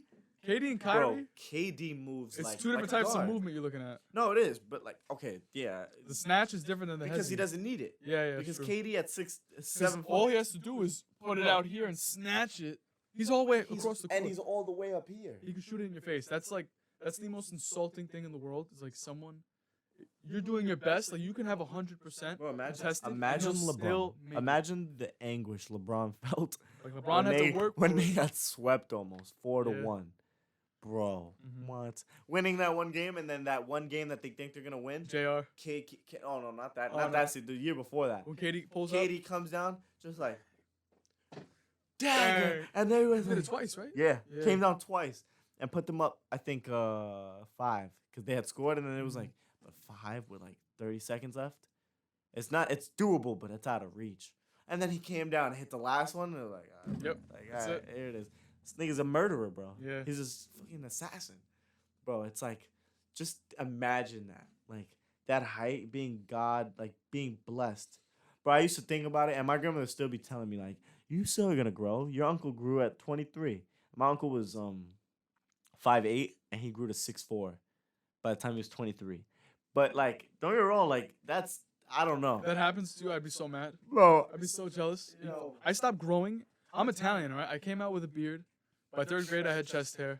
All right. By the time I was 12, I was done growing. That was it. It was so cool because I was the tallest kid in the class. Yeah, and then you watch people like Damien and Mike, just like. Yo, I know what Kevin Hart's talking about when he says like, I used to play be a big kid. I used to play center. I used to play the center when I was like a big man move. I was the 5 man. Yo, you know who says that too, and it's funny because it's like true, and everybody tells like Marty used to tell me like Chris. Chris was mad. He was the tallest kid in 5th grade. Really? Yeah, like in 5th grade in elementary school, he was the biggest kid playing big man, posting out, hitting like little hook shots. And then years go by. He's just watching. He's like, he's still here. 7th grade comes along, still there. I feel that. And it's like, you're getting facial hair, but you're not getting any taller. It's like, damn, now I got to learn how to do this. Bro, and just like, yo, who is it? That bro. So some dude I grew up with, and it's so funny. Like they always like cut his ass about like because he was like short, like 5'7", 5'8", Mm-hmm. and now he's like 6'3". He like at the year he graduated high school, like Mm-hmm. after coming out of high school, he grew 6'3". I wish. I'd be I sick to wish. my stomach. I feel like Dame could do that. Dame doesn't have a pube or a fucking mustache Yeah. hair. Nah. Dame doesn't have peach fuzz yet. Yeah. And he's 18. Nah, Dame. Honestly, how tall is Dame right now? Like 6'4". 6'4". He's gonna be like 6'7". I hope. He's gonna be like 6'7", 6'6" at least, bro. 18. We don't stop growing until we're like 24, 25. They say 21. That's like supposed, but like most people grow until they're like 22, 23. I swear to God. Had I known about this, I would have never lifted. I was like freshman year, just deadlifting, eating bad food, stunting my growth. Stunting. Nah, they say stunting your growth is a thing. I don't believe it. Nah, it's like cracking your knuckles with arthritis. Don't crack your knuckles. Your fingers are gonna look like this. Yep. Who cares, bro? My finger. I'm gonna be like, yo, you know what they the hand warmers? They say don't use hand warmers. Cancer or some shit. No, because your hands like they. That I kind of because it's like it's not actual it's body heat. It's friction. But it's not real body heat. It's a type of radiation, but it's making so it's low. like your bone. That's what I'm saying. Like it's not. That could be cancer. Crazy. That's a different type of wavelength and like rays I don't know. and shit. I wouldn't know. If it was electric, that's different. If it's like battery powered, then you could argue that. But it's like this has to do with wavelengths and microwave. All right, I'm just explaining. It's stupid because it's not like I know. So continue though. Yeah, you're saying like. But yeah, like bro, imagine being like I see people that their hands like they struggle to like open their hands and it's like bro. Maybe it's because it's cold outside. Yeah, but that would suck. Like imagine that. Like just so many things I think of. Like that's all I want. Like how we said that earlier. Like bro, I just don't want the world to end before I have my first child, or like I want grandkids. No, first of all, I'm having 10 kids. I already know that. I just need to find a wife, a beautiful wife that's willing to bear me 10 children. Yo, if a woman could give there's not a single woman in this world that is beautiful that will give it up 10 kids. For you? Oh, shake on it. I'm gonna search this goddamn world, bro. Yo, are you kidding me? Yo, right 10 here. kids. I'm having 10 kids. 10 kids. 10 kids. I can't wait. I can't wait to see once you have one. We shook on the wife part. A beautiful wife. Right, 10 kids. 10 kids.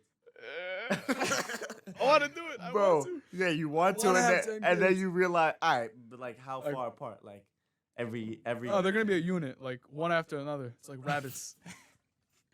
Popping out of the rabbit hole, just jumping out one after. No, that's not. Not they gotta be like a unit. I don't want a gap though, but I do want them to like collectively like a unit. So like it's either I want 9 boys and a daughter. She'll be like my princess, you know.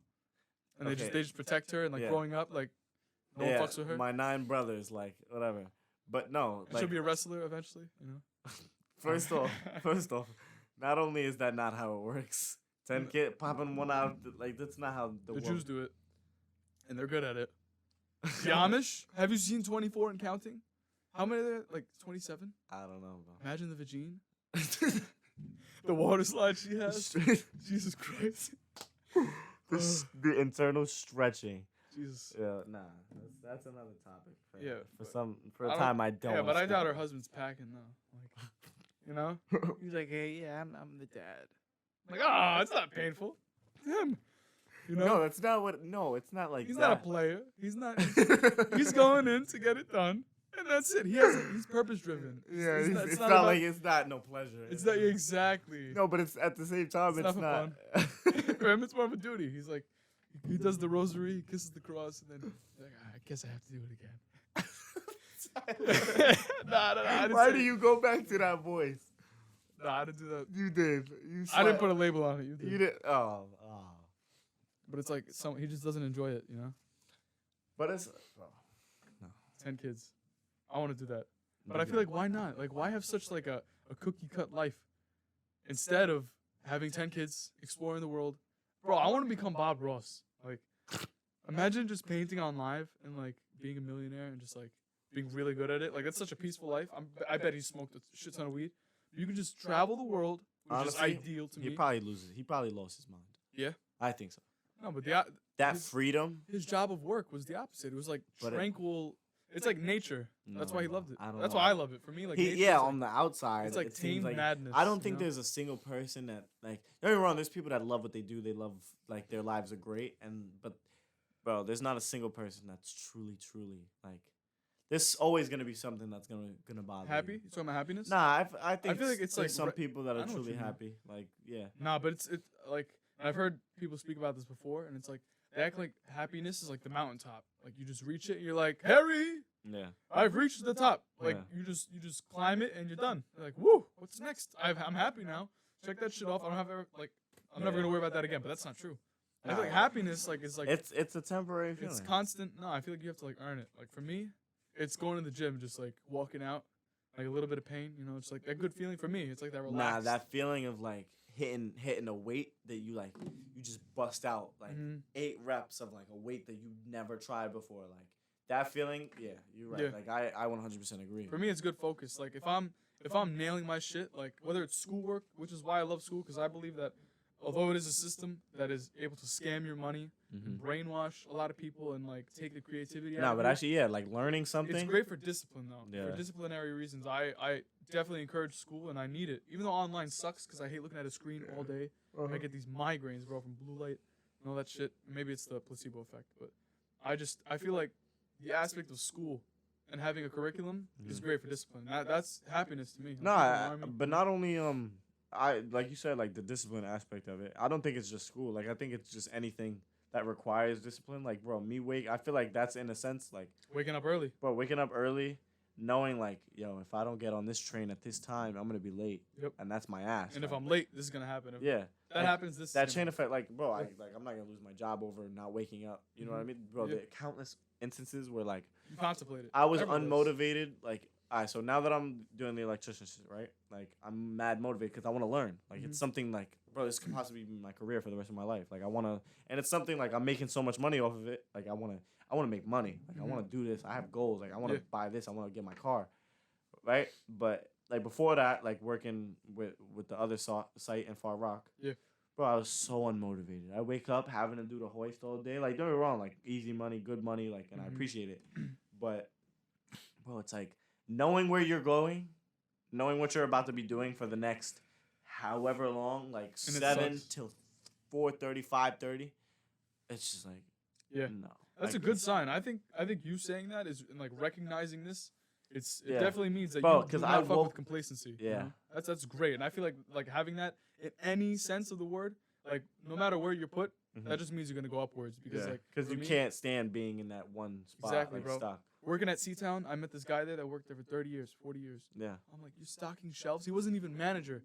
To me, I was like, holy shit, I gotta get Like, out of here. And I do another job, and like there's anywhere I find myself that has no upward mobility, like for merit, like Yeah, like for me, it's like if you want to earn it, Yeah. let me take it. Like, please, let me fucking prove myself. But I was in Yeah. this regimen, and for me, I worked in New York's Parks Department as a lifeguard, and like you really can't just get as a lifeguard. You have lieutenant chief, and that's just a summer job. You have to make money because like it's union, you have pension, yeah, great perks for working for the city. But at the same time, there's no upward mobility, and I feel like I would rather do a job that was physically painful or mentally where you can tolling. move up. Exactly. Yeah, but something that keeps my mind busy, you know? Yeah, 'cause something it's where like something you're working towards. Like, exactly. it's like it's goal oriented. Yeah. So like, bro, like during the role, like I can't say anything about it in this instance because I don't really know like what I could be capable of with this specific company. Yeah, because you're still like getting the feel. Yeah. Of it. But like at the same time, like I don't know how they work, how they do shit. Like I don't know like how they work with their employees. Like what if I'm here for 2 years and I haven't moved up a single bit. I haven't gotten a raise, nothing. Like I learned so much and I know so much. Yeah. But I'm not moving. Yeah, like, I feel why aren't you? And I like let's say okay, you may not be like it's different if you're not performing. Let's say I'm performing really well. I'm getting all these like accolades. Like I'm getting compliments from my superiors. Like my superiors are recognizing my growth, and it's like why wouldn't I want you to move up? Like if there's no chain, like there's no like route to move up and grow, then you gotta get out. I'm not gonna waste more time here when like if you're not valued, get the fuck out. Yeah, no, 100%. And it's crazy because this other dude that worked at the Far Rock site that I met, sweetheart, some dude named Stanley. Man, I'll tell you, mad old. He's like 60. He's so old, but he's like short. He's like mad short. He's like if I stand up, he's like right here. Bro, he's all hunched over and like he's just done so much in his life. Like he talks about like he goes fishing every weekend. Like it's summertime, he'd leave. He wouldn't come in Mondays because he'd go fishing. He'd leave Friday to go fishing, and be out on his boat and do whatever. Like, I like that. bro, he's set. Like, that's his job. Like, he's been working so long. He's good. And like, yo, just like the idea of him being in that position, like he's set. And he was like, oh, Is he high up? What does he do again? he's pretty high up. I think he was like a superintendent or something like that, or something along those lines. Like he was like, doing everything. But like before, and I spoke to Moose about the electrician shit. Like I was like, I want to get into a trade, whatever. He was like, yeah, I could get you in, like whatever, how long it may have taken.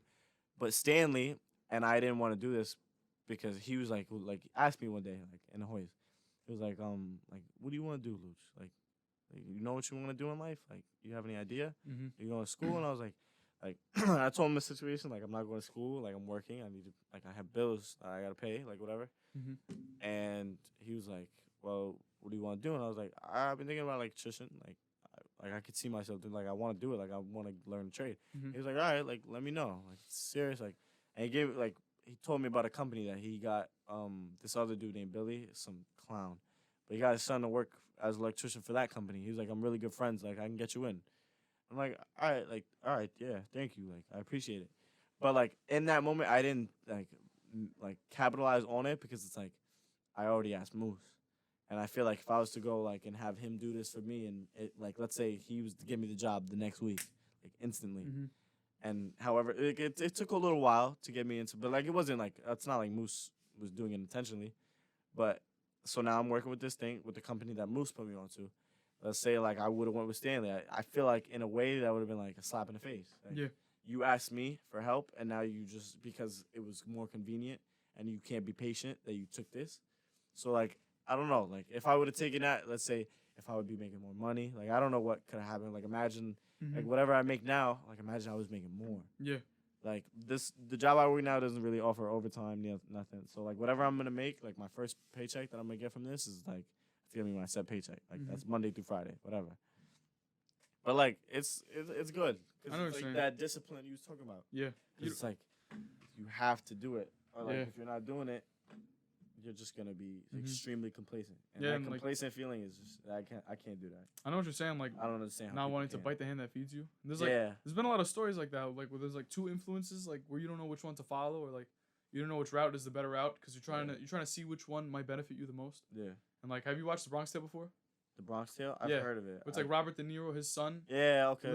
I've seen it like a little bit, but never nothing. Basically, it's a story just like there's a mobster, and like usually most times in New York City, especially like when the mob was around, these kids would be influenced by the mobsters, and like they don't know who to go to as like a father figure in those cases. Like, do they go to their dad, the hardworking man? Do they go to this guy? I'm not saying these two examples you gave me or anything like that, but I'm saying like deciding which path to take. And not trying to bite the hand that feeds you. At the same time, trying to understand which one you can gain the most from. In terms of experience. Because it's like, it's not like you're doing it intentionally. But it's like you want to better yourself. Like, you don't want to be stuck. And that was my thing. Like, I didn't want to be like, damn, I don't want to be stuck in this position. But like, cause I'm like, yo, in the hoist, like doing that laborer work, like in the hoist, I was losing my mind. But I was trying to like think of things that are gonna like, I like it. Not only like, how was it? You just stand there, you press the button, hold it. Yeah, like you operate it the whole day. Like I get there 7, like 6:55, go on a hoist, turn it on, and like don't get me wrong, like there's a sort of responsibility because like you're taking care of a building basically. You're the transportation. Like without the hoist, there's no work getting done. Like you have to bring people up to. Do you have like a log, like who went up, what time? No log. Yeah, like if it was like that, that'd be like I feel like a lot more serious. And if I was getting might paid, take your mind off things, you know. Yeah, like that. Yeah, like the responsibility. That's what I'm saying. Like there was really no responsibility, whether or just like to take out the garbage. Like the minis that they put all the like the industrial garbage, you move it into bring it down so the bobcat take it out, whatever. And it's a process, but like, bro, that endless up and down, up and down, up and down. Yo, I was losing my mind. Bro, imagine for 3 months straight.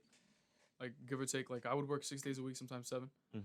Just sitting in a fucking chair, staring at the water. Yeah, bro. Brain dead is not the word. There's a reason why so many of the guards there would just piff pen.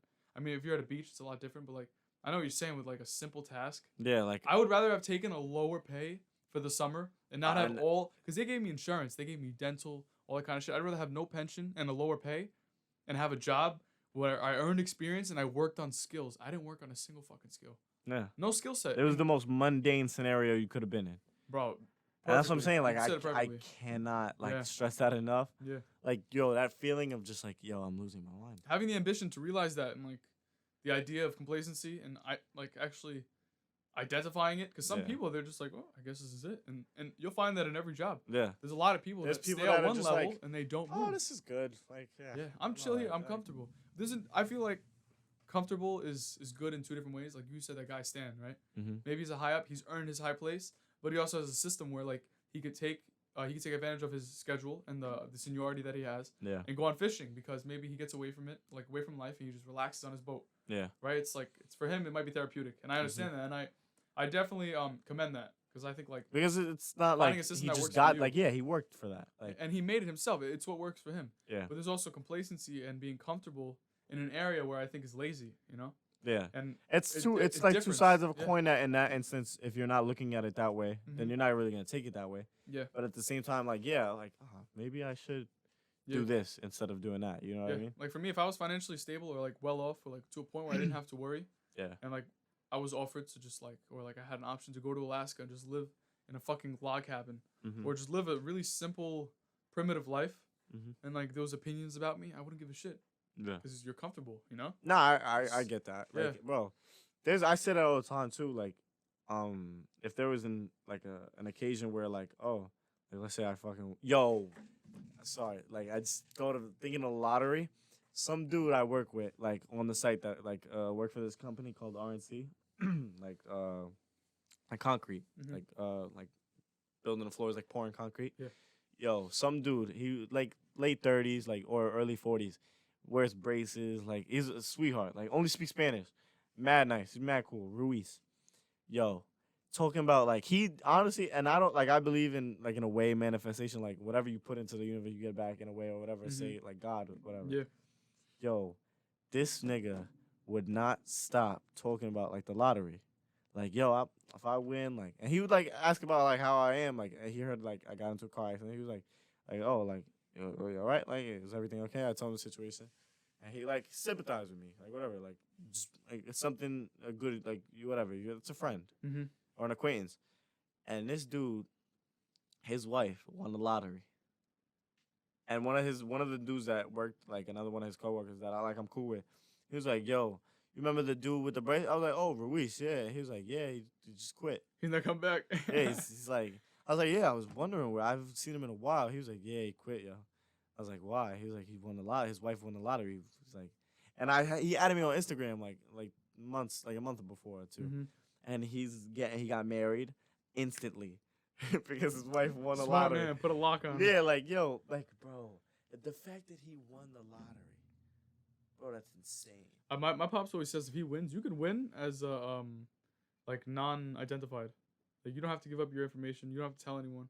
If they want to make it public, you have a choice to like not allow it. Yeah, I wouldn't. I wouldn't either. I would never, because first Only off, people. everyone that knows me is gonna be asking for money, or people are Mhm. gonna be asking for these sponsorships or investments and shit like that. Yeah. And second of all, having money is also having money. Like people might intend to rob you, Yeah. take your shit from you, because that's probably the easiest way to gain wealth, right? Yeah. Look at every conqueror. You just take. Taking is easier than anything else. Literally. Doesn't take any work. But at the same time, like, you know, people look at me. It's not that they would look at me different. It's just I'd rather have money represent, like, hard earnings, you know? Yeah. Like, sometimes, like, when Nah, you see a that's paycheck like- from hard-earned money, Yo, you appreciate it way that more. feeling. I think 2 weeks ago I worked Monday through Friday, right, and Mhm. Saturday. But Monday through Friday, 7 till 5:30, and usually like we're allowed to leave at 3:30. The workday ends at 3:30. Yeah. Whatever you work after is overtime, and overtime is $27 an hour. So working till 5:30, that's 2 hours every day. So, bro, Just adding up, do adding the up, math. adding up, adding up. Fucking 27 times 10 hours of overtime is $270, adding to your paycheck, right? That I was making. That was 27, what, per hour? And you'd work 2 extra hours, per right? hour. Yeah, So that's times 2, right? yeah.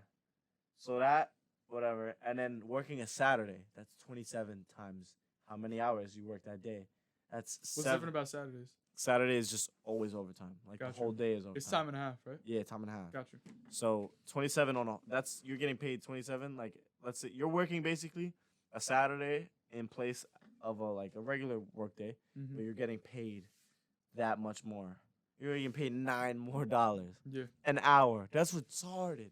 That's like in a ridiculous amount. Like you think Mm-hmm. about it, like if I'm making that much, like bro, it's insane. Yeah. And bro, like that one paycheck that I worked a whole week, 5:30, 5:30, 5:30, and then that Saturday where I wanted to kill myself, where I was exhausted, got home, I was like, yeah, I'm done. Like Mm-hmm. it's over. I know that feeling. But I seen the paycheck the next week, like yo, this is nice. Like yo, I like this, but I don't know if it's worth like, bro, especially like at our age, I'm not gonna say like You don't want to sacrifice your time like while you're young. that's Working, you know, but there's a balance. Sometimes you don't have a choice. yeah, but not even as a choice. Like my old foreman would say this, like you sacrifice now, and even Moose says it. You sacrifice now for a better future. That's true. Like you sacrifice now, you won't have to do any of this when you're older. You won't have to work when you're older. Yeah. And I respect that, and I understand that. But at the same time, like you just said, you don't want to spend all your your childhood just working. Yeah. You don't want to spend these years where it's like, I could be out doing this. I could be out living my life. But I don't know. Give and take. There's no like, blueprint. There's never, yeah. Yeah, you can't really. No blueprint. There's no guide. Everybody's timeline is so different. Yeah, and I feel like too many people take advice, like they don't take it with a grain of salt. Cause like I love listening to anecdotes and stories and life lessons and shit like that, and trying to apply it to myself. But at the same time, if it doesn't apply, it doesn't apply. Yeah, like, and that's the thing. Like, if you can't force nothing to apply just because it worked for that person, you're not that person. That's not your life. You guys are. That's like, and that's why I get frustrated with let's say like Moose will say something that like yeah, it makes sense, but like you're not me. Like you're not living my life. You know what I mean? Like you can't. You can give amazing advice. You could be spot on with everything, but at the same time, like you can't just. You haven't been through what exactly what. And I haven't been through what he's been through. Nothing. He hasn't been through what I've been through. We two different lives. Yeah. A lot. 59, 19, 40 years apart. Like, it's a big difference. So from his experience to my experience, and not only that, like older people, the world is a different place now. It's not the same. It's not. It'll never be the same ever again. And just like you can't really necessarily compare. Oh, like back in my day, like no, like yeah, back in like it was different. You're right. It's not the same. Like our lives are a lot different. I mean, things like play into it. Like acclimating to culture now, especially society. Like, first of all, everyone's online. Social interactions is way different because I feel like guys have no game, or it's just that like kids in general do not go out. Like the best part of my childhood was playing outside, going up the block, going to my friend's house, ringing doorbells. Can you come outside? Can he come outside? Calling their house with the home phone. I used to write their names on the inside of my closet upstairs with the Sharpie. Yeah. And I'd write their home phone numbers so I could call with the house phone. I'd be like, hi miss, can you put Luigi on the phone? And then I have him ask. I'd be like, hi Gisela.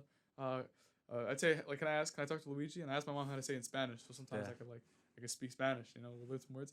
And then I talk to him, be like, Mom, can I go over to Moss's house? Or I would ask to go over. Mad fun, but it's like two different generations. And like the values that might have been applicable to my dad's generation are way different now. It's like, not the same. Social media oriented. It's about like your status.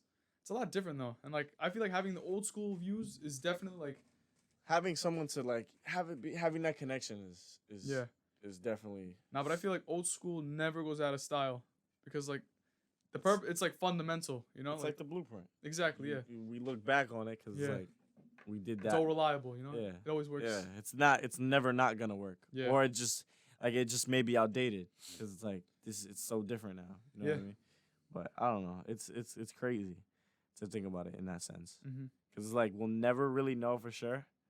Because how would just living back then, like I would love. Right, like what generation do you think you could see yourself in, or would you prefer? If I could be, I like. For me, it had to be at least 20th century. 16, what, like 2000s? No, this is 21st. I'm talking about like 1900s. 20, okay, yeah. That's when life was like, all right, unless I wanted to meet George Washington or like witness some shit. That would be. It's just like.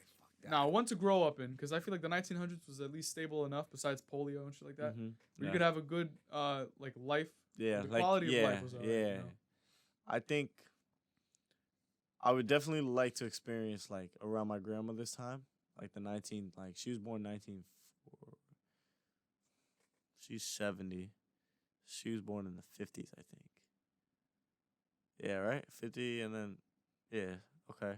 Yeah, she's like 70. She's like 73. Mm-hmm. So she was born in like 50 or 47. She was born 47 or whatever around that time. Bad math. But like her growing up, like she's seen a fucking president get assassinated. Mm-hmm. She's lived through a whole dictatorship. Yeah. She used to live in a Castro. For him to die and Cuba still be a communist country, and she's like Mm-hmm. thinking about it, like her brother was in the electric chair because of Castro. Like, bro, Really? yeah, and he survived. He has Parkinson's, like, in a what's it called? Elderly home, whatever. Wow. Like, Sorry to hear that, man. yeah, but like, it's crazy. Like, bro, like, imagine living Those back were the then. times. Yeah. That was accepted. Like, That if was I could choose, I'd choose around there, like around just that to time, witness it, right? Yeah. just to witness, or like, just the most fun I feel like we'd have is like 70s. Mhm. Growing up in the 70s. growing up, like Freedom. being like Do whatever 10, the fuck being you like want. 10 in like 73, 74. The summer of 60. Yeah. Imagine being like a 16-year-old kid or like 15 in the summer of 69. All right, not like that, but the songs, I like, wasn't thinking about the it people like that reminisce. No, like, yeah, I they know. talk Like, about it like it was freedom. Like you were out all day until you were up from sunset to I feel like it's sunrise to sunset. You ever think about it? Like, no one ever talks about like the winter of like any of those. It fucking sucked. It They would was just look like, at it was- walls. That's a good point because they had no TV. They just sit by the radio They and like couldn't go by the outside. fire. Yeah, like you couldn't Yeah. go outside. Yeah, You're our just standard of stuck. living is amazing because like no matter where you are, you're always connected. You're always busy. Yeah. But I like how you brought up your grandmother because my grandmother, bro, she was born in 38. 82 Jesus, this year. really? God bless. No, yeah. God bless. I want to have her yeah. on. Even though it's hard because of the language barrier. Yeah. Be like, no. What's your favorite color? Oh, what? It's gonna be a What lot of did you do? repetition. Massimo, what? Yeah. Nah, that Nah. would be crazy though. Yeah, yo, she grew up in. So, like, yours was under a dictatorship. Mine was under similar. It was No. He didn't come around Mussolini? until then. Yeah, actually, yeah. Mussolini in the late 30s, early 40s. So, they were recruiting. 30s. Just like saying that, 1930s. just that doesn't World sound War real. II. She grew up in a World War. And there's a reason why, like, I understand now that my mom is so, like, frugal. Because my grandmother grew up in wartime. So, like, what they had to do is, like, they'd ration out paper towel. Or, like, they would clean themselves at the water hole. Or, like, they fed themselves by physical labor. She used to carry a basket on her head. She had a horse named George. She would put all the food, all the carriage and stuff on his back. Or have, like, a carriage that he was pulling.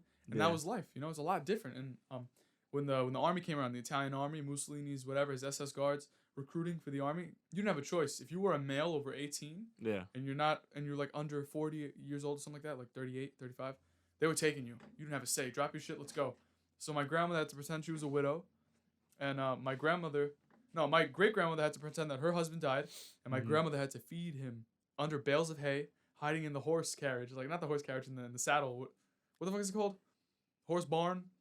Where do you park your horse? Stable? The stable, yeah. So they used to pile up. This is from what I've heard. I've never been there. I wish I could have witnessed this. Yeah. But like he's hiding in a corner around bales of hay. My grandmother's sliding him a plate. Has to push it down. Use a broom, push it all the way down, and you see a little hand grab it, and he's eating. And the SS guards come and they do sweeps. Yeah. They'd be like, oh, he's out on vacation. He's come back. Oh, he's out on work in Naples. He's come back. Oh, he's in Sicily. He's come back. This is northern Italy in the mountains. So like they know who's at home and who's not because her town has like 100 people.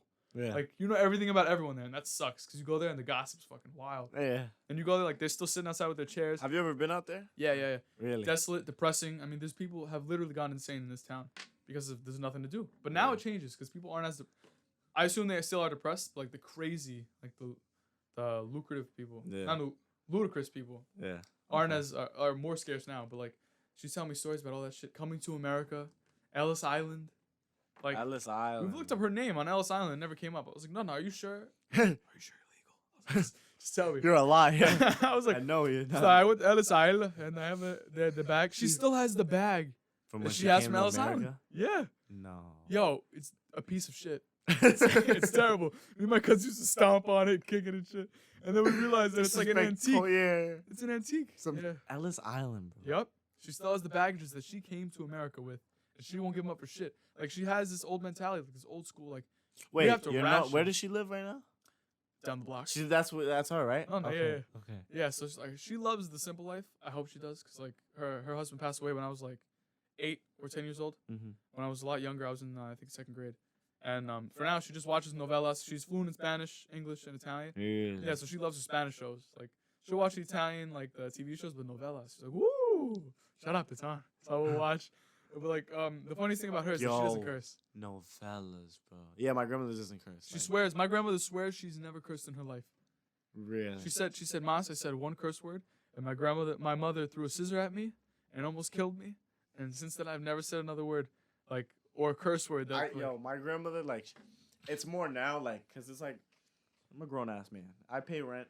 I have the right to say what I want to say. If I feel so strongly about it, I'm gonna say it. Yeah. And like, there's moments where I'll be like, it's fucking ridiculous. Like, and I'll come out, and she'll be like, enough with the fucking, stop.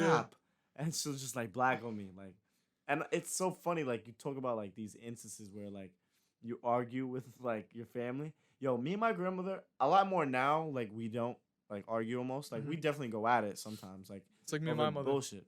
Yeah. But it's like, bro, I'm too old for this. Like, I'm done, bro. Like, we haven't understand. I feel me and my grandmother, because we're not really affectionate towards each other, like almost at all. Like, I'll give her a hug here and there, like whatever. Like, we've always just been cold with each other. She's not like affectionate, and I'm tough love. Yeah, and I'm not gonna say it's weird. Like, I'm affectionate with everybody around me. Like, I always like stress how much. Like, but it's like the ones closest to your heart. Yeah, you're not affectionate. Like, I'll never tell. Me telling my grandmothers like saying I love you. It's just like it's just weird. Like, we don't say that to each other ever. I know what you mean. But it's like an understanding. Like, if you were like I appreciate everything. She's like, if it wasn't for my grandmother, I wouldn't be who I am. Like, whatever. She raised me, and like she stepped up to the plate. Whatever, did her thing, and it's like, yo, like, I used to argue about so much. The arguments, we used to yell at each other so much, like, just like almost disgraceful how much we would go at it, like bump heads, because of like, she's a stubborn motherfucker and I'm mad stubborn and I'm not gonna move. Like, fucking repel. Yeah, bro. like, why? Me and my mother, bro. Bro, like, why would I back down from you because you think you're right when you're wrong? Like, no. In her head, yeah, she's saying, why would I back down from you? And because you think you're like, right. Like fucking bulls, raging bulls going at it. Like, all my life, since I was like, bro, since I moved back to New York when I was younger, and like starting living with her like when I was like 11, 10, like 8 or 7, bro, going at it since then, bro. And before, my mom would go at it, like violate each other, because my mom was just like, yeah, like, get me a Pokemon game that I couldn't wait for, and that my grandma said she was gonna get me and my cousin at the same time. But I was like, no, I want it now. My mom sent her aide, like her nurse, that would like morning aide and night nurse, sent her to GameStop with money to buy my game. Bring me. I'm playing my 3DS. I'm playing my DS like this, and my grandmother says, how did you get that? What? Like, black it on me, and she goes my mom, and then they go at it. And then when she was gone, my mom was gone, man, it was just me, little old me, like looking like going crazy. Like, I'm not an adult. I can't say what. Now it's like, I understand why. Like, I was a fucking issue. Yeah. No, you're not the only one. Yeah, like, this bit, like, you see what I mean? Like, you understand, like, you were an issue. Like, oh, like, dude, as a kid, the principal's office was that was homeroom. That was my last period. That was my lunch. I was a pretty good student. Because I was afraid. I was afraid of my grandmother. I was afraid of what she would do or what I would get taken away if I didn't, like, do. Like, grades, I was always really good in grades up until like middle school. Like 7th grade, like, once my mom was going around like she passed away 6th grade, and then like around 7th grade, I was like, fuck this, like, nah, bro. I know what you mean. Keep it, bro. I'm not doing it. I'm not doing this work. I want to play outside. I want to hang out with like, girls. bro, I want to play basketball. If I can't play basketball, then I'm not doing it. It's over. Like, and she would always threaten basketball. She was like, you're not going to this game, and I'll be like, got it. Yeah, there was times like my mother took something away from me. Like, there's one time football for me was everything, and like my mother took away practice because I was bad at camp. I was at summer camp while they were working. Yeah, and they sent me to the YMCA. Summer camp. And the kids I met at the Y, holy shit! But, yo, I was really disrespectful to this one counselor. To be fair with you, I remember exactly what happened because I have crazy memory, and I know people say like your memories change and you create new memories to replace it, so you might be wrong. But I remember what happened, and I could describe what happened. He was a dickhead, rightfully so, and I put him in his place. But I was a fat fucking 13-year-old who shouldn't have opened his mouth. But he was bothering me. He was picking on me, so I went right back at him. My mom took away my first football practice with pads, and like that was a big thing because like they were like pads are coming out, and I was like, holy shit, it's starting. And, like, as a fat kid, football, the sport itself, like it involves so many people because like there's so many different. There's skill set. There's Yeah. skill players. There's power. There's not a there's push. single person you like. Everyone you has a can't purpose. play the game without having. Every piece matters. Yeah, You know, it's it's like a chess. mechanism. Yeah, It's like chess. and you feel like you're part of a unit, and like part of being a big man. Like I was like, finally, I'm fat, and like people are loving me for it. You know. Yeah. I'm getting praised to be fat. Yes, I love this. And I was great at what I did because like the bigger you are, more mass, more Yeah. strength. So like I was a lineman, I was kicking ass, I loved it. And she took away pads, and then like no, yeah, she took it away from me like my first practice, and I Yeah. just sat home and I cried.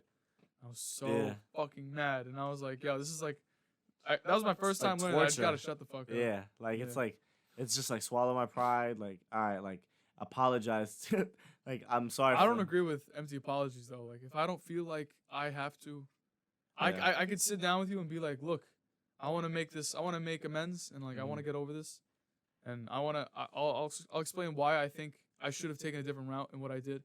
However, I'm not going to say sorry, or like I know it sounds prideful, but like I'm not going to give you an empty apology if I feel like it doesn't carry any value. Because like Yeah. I want my words to mean something. My word, to me, a man's word is a Is man's is your everything. bond. Yeah, yeah. You know. So anything illegitimate that comes out of my mouth is not representing my true intention. So I'm not going to say something that I don't feel. You know?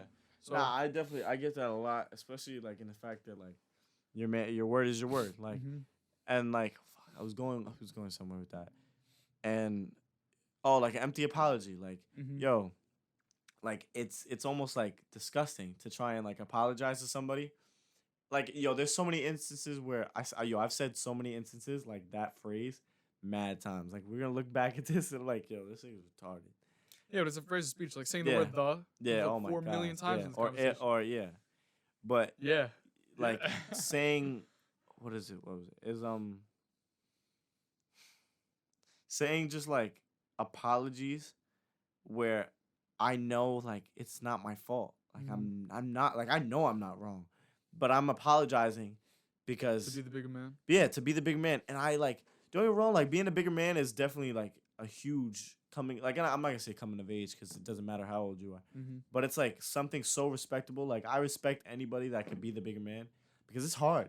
And like in what situation though? Because a lot of people like they'll just call it as disrespect or like where do you draw the line between saving face and like turning the other cheek, or like standing up for yourself and like allowing someone to abuse you? You know, there's two different things. Nah, I like for all the times that like I can think of, like even just like not minor, but like in instances where I can say that like I've avoided conflict or like avoided worse conflict and like patched up the situation or patched something up with a friend or like a really close like a family or like It's usually family. yeah. Yeah. But like let's say I'm arguing with Matt or something and like I feel like he's wrong, but he in his heart he feels the he's opposite right. way. Yeah, like instead of me pushing and butting heads, I'm gonna avoid the conflict. Why would I just antagonize him more when like I could be the bigger man or he could be the bigger man? Like it goes both ways. But like I feel like not just necessarily Matt, but like to whoever I may be in that situation with, I usually find myself being the one who's apologizing. I'll be like, oh no, it's all right. Like yeah, it's all good. Like don't worry about it. Like oh my bad. Like you're right. You got it. Just to let it go. Yeah, it's just like let it go. And it like, catches up sometimes because sometimes you're like, you know what, fuck it, I'm done saying. Yeah, like I'm tired of saying it, and I feel I did as like lately a lot. Like this past year, I feel like nah, I'm not apologizing. Why would I apologize? Like no, you're wrong and I'm right because that's how it is, and there's evidence to back up that I'm right. I'm not gonna fight an empty case, but if I know that I have the evidence to prove like you're wrong, I'm gonna blow that shit up in your face. I'm gonna be like, cause why? You're trying to like treat me like shit in this moment because you feel like you're right. Yeah. But you're wrong. I know what you mean, but it also has to do with like perspective, because like not to be analytical, but like you know, there's like quantitative and qualitative. Like if something that you could prove with like a fact, like a number or something like that, or like an instance that happened, and then there's like qualitative where it's like emotion, like someone, although this person might have done A or B to you, you feel like because you, or if you understand why this person feels some type of way, like you know what I mean? Because a lot of times it's not really like about the fact that something happened, it's like the principle of it, you know? Yeah. So it's like you could have, or let's say like I could have done wrong, and although I was right in what I did, although I was right in theory, like this A is the status and B is my response. It's not as ethical, you know, or like it's not ethically, but it could have been taken differently, you know. Yeah, It's like it hits people differently. what's the word? Like morally. Yeah. Like morally, like Your moral compass. yeah, like yeah. should I do this Mhm. because it's right, or should I just let it slide because it's beneficial. it's what's better for this relationship, or Yeah. it's what's better.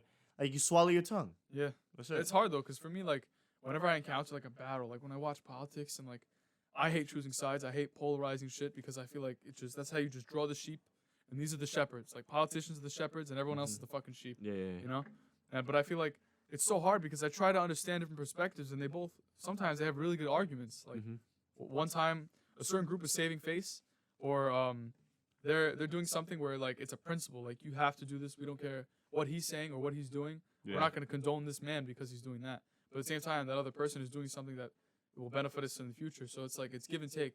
And also, there's a lot of like things associated like with pride.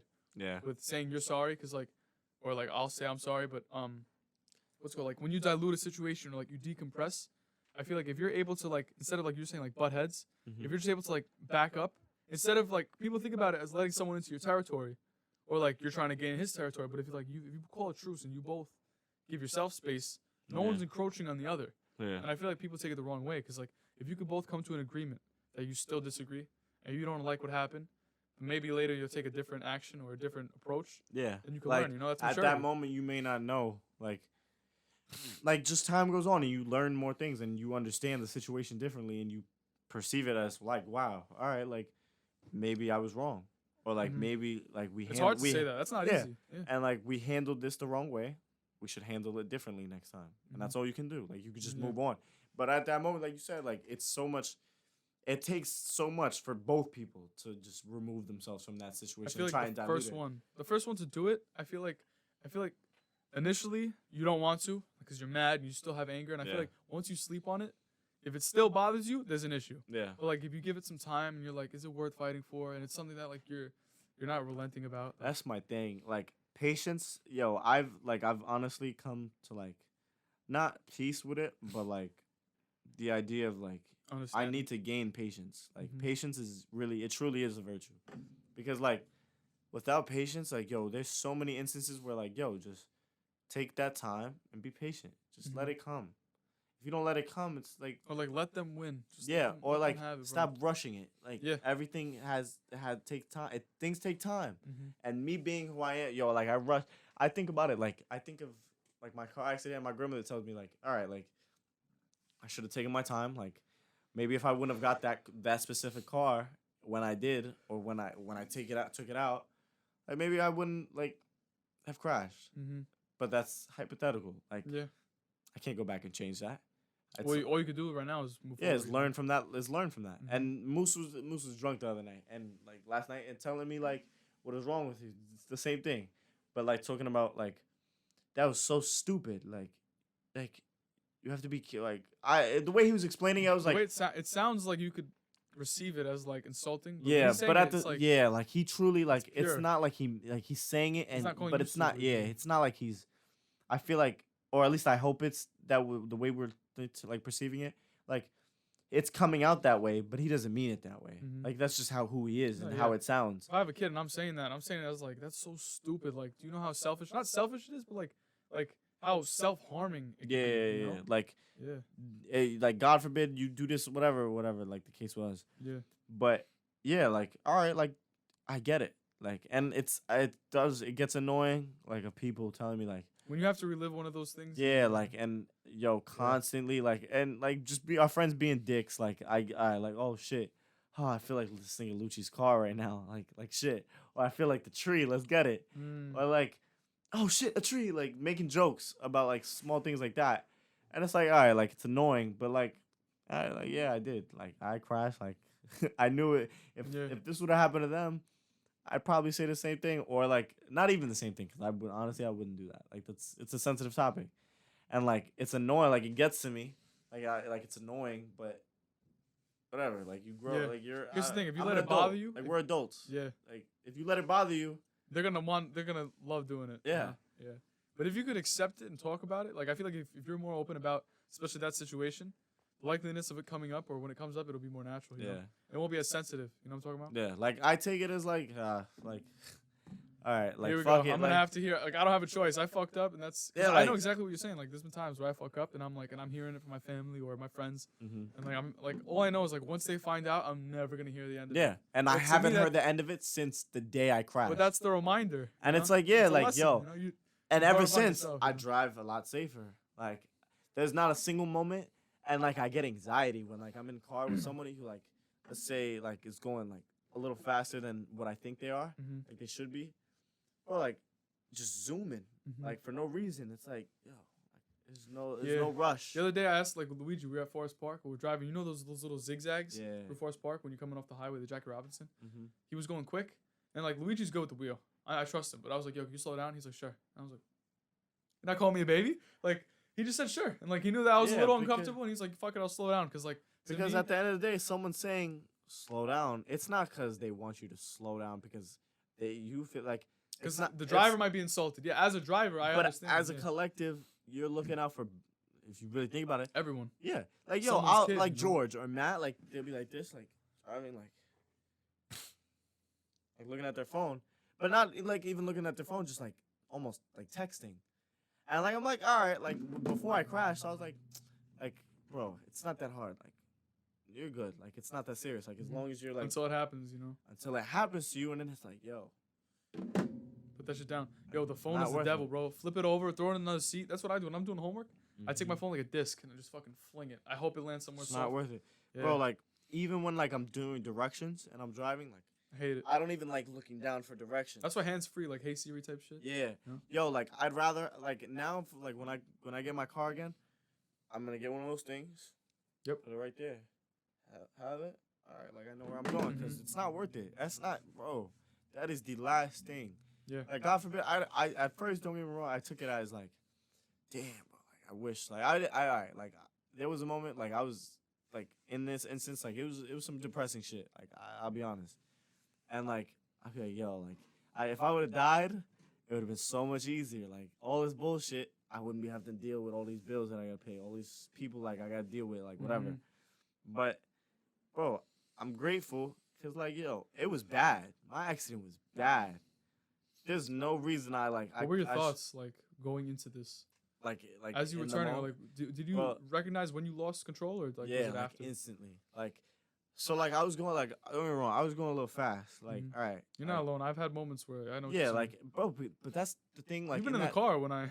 Yeah, but that was like the Yeah. instance in that moment because of the fact like, bro, I was going down this like this long strip. Like I go down this strip all the time with Mhm. Marty, like driving home, like from work. So I know the strip like the back of my fucking hand. Like I know how to get home. Mhm. But I have the directions on like just in case. And like me, like changing the song, and I'm going like 55, 50, almost 25, like whatever above the speed limit. But there's no one around. Mhm. Not a single person in sight. This whole expressway. And it gives you that feeling of like, I'm like, yeah, I know what you mean. what the I'm fuck? taking it. I'm gonna go this speed because it's no. I'm gonna Mhm. get home faster. I want to be home. Mm-hmm. So I'm going. Something made me look to my left. There's somebody on my left. No headlights, nothing, no lights at all. But it seemed like he was gonna hit me. Like he was mad close to my car. So me, I panic.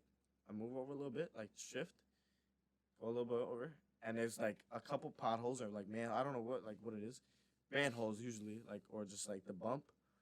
And me going as fast as I was with one hand, I hit that, got a little jump, and my hand like Oh, jerked, like me trying to control the wheel, and I jerked too much, and the wheel, like I felt the car that I was go like this is the car, like it's Mhm. going straight, going, and then like I move, and then it's ooh. Like So it the- zigzagged before it. like it was going like this, like Really? losing control, like I couldn't control the wheel, like the wheel, not even the wheel, it was just the car, like I couldn't. So in that control the moment, car. were you hitting the brakes too? Yo, I think in that moment, I don't know what I was doing with my feet. I can't even remember like whether I was hitting the brake. It's that response Well, where that you just take over. it's You're just not even like, thinking. Yeah. Yo, what am I like? I want to be able to go straight. I don't want to Mhm. like. I'm moving OD Yeah. right now. There's too much movement, and I finally fucking hit the curb. I touch the curb, feel the big ass jump of like, boom, boom, like the whole shit just jumping, and then like I feel like skidding, like like a roller coaster Mhm. almost, like because I'm going over the grass and over the concrete, and I'm like like hitting mad fucking bumps, like just like the whole car is shaking, like everything's happening. And then I finally feel like a stop. Like I finally hit the tree and the fence, and it's just like boom, like a huge impact. Like I can't even describe that feeling. Do you remember your initial thought, like as soon as it stopped? I was just like, as soon as it ended. It's just like I couldn't breathe because like it hit my rib cage so hard, like it knocked the wind out of me. Were you wheezing? I've had that feeling before. Like, yeah, like in the like in the because I was like trying to figure out like what was going on, like where like bro, I don't even know what was going through my head. Like it was just so much and like it happened so fast. Bro, it happened in a second that like I was going and then all of a sudden I'm in a fucking tree and a fence on top of where the car on the sidewalk. Like on property, on government property, whatever. And I'm just like sitting there and like I undo my seatbelt and like the airbag came out, the side airbag everything came out, right? And I like could smell like the smell of like the heat of like the car, like you see the smoke from the front or whatever. All my shit's like this, like all over the place, discombobulated. My phone, that's one thing I remember. The aux had like torn out from the thing and like ripped, and I took it out of my phone to grab my phone, and I fell out, like I stumbled out the car, and like just laid on the grass, like trying to catch my breath. Damn. And like I'll never forget it. Like one of the closest instances, like that was. I deadass almost died. Like, in a way. Bro, the fucking passenger door. Look at this picture. This picture is like. No, thank you for sharing, though. I mean, like, this is stuff close to the heart, you know? Nah, it's not like, easy to talk about. It, like, in a way, like, I'm not going to say it's easy, but, like, I don't know. Like, I never had the issue of talking about it. It's just, like, when people, like, that's not what happened. Like, what really happened. And, like, yo, like, that's the truth. If I'm getting from the source, if you're telling me you're telling the truth, then I'm going to take your word. Yeah, and it's, like, it's because, yo, it is a situation where, like, there's a lot of speculation, like what could have happened, what happened, like for sure. Am I trying to cover myself? Like I was being like, safe face. No, but like I'll be honest, I was going faster than I should have been, and I was. Was it a bend? Was it a curve, a turn? Nah, the way it looked like was just straight. It was. Yeah, it was like a straight like expressway, and I should have been safer. Like I was not driving as like safe as I could have been. I should have had either.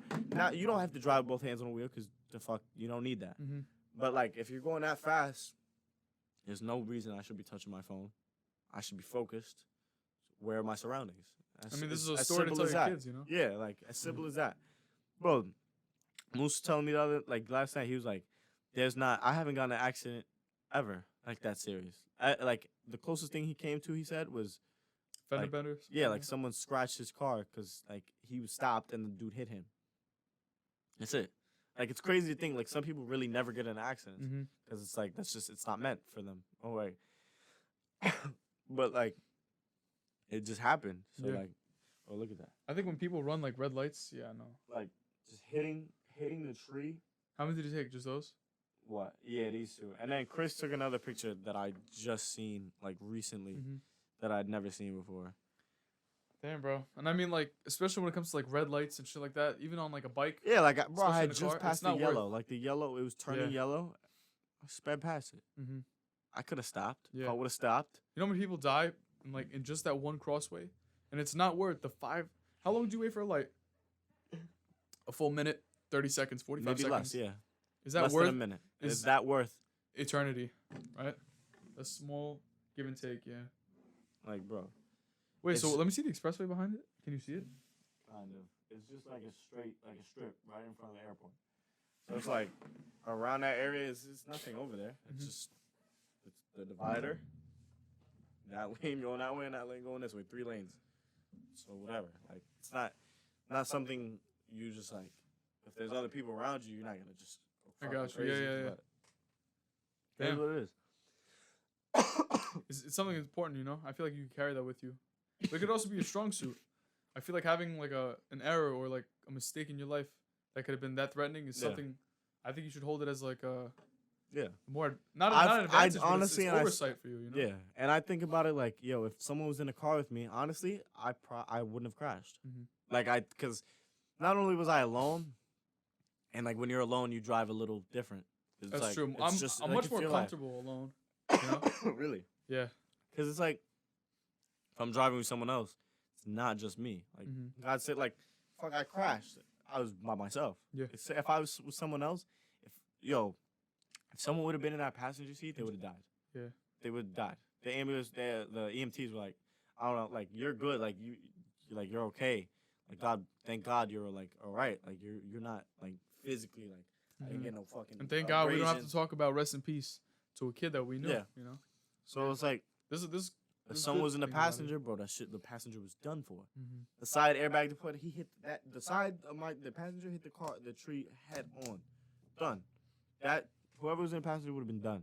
And how bad I would have felt that I was the reason, not necessarily the reason, but it's like, yo, I have to tell your whoever to take care of you, that you're gone, like you're done.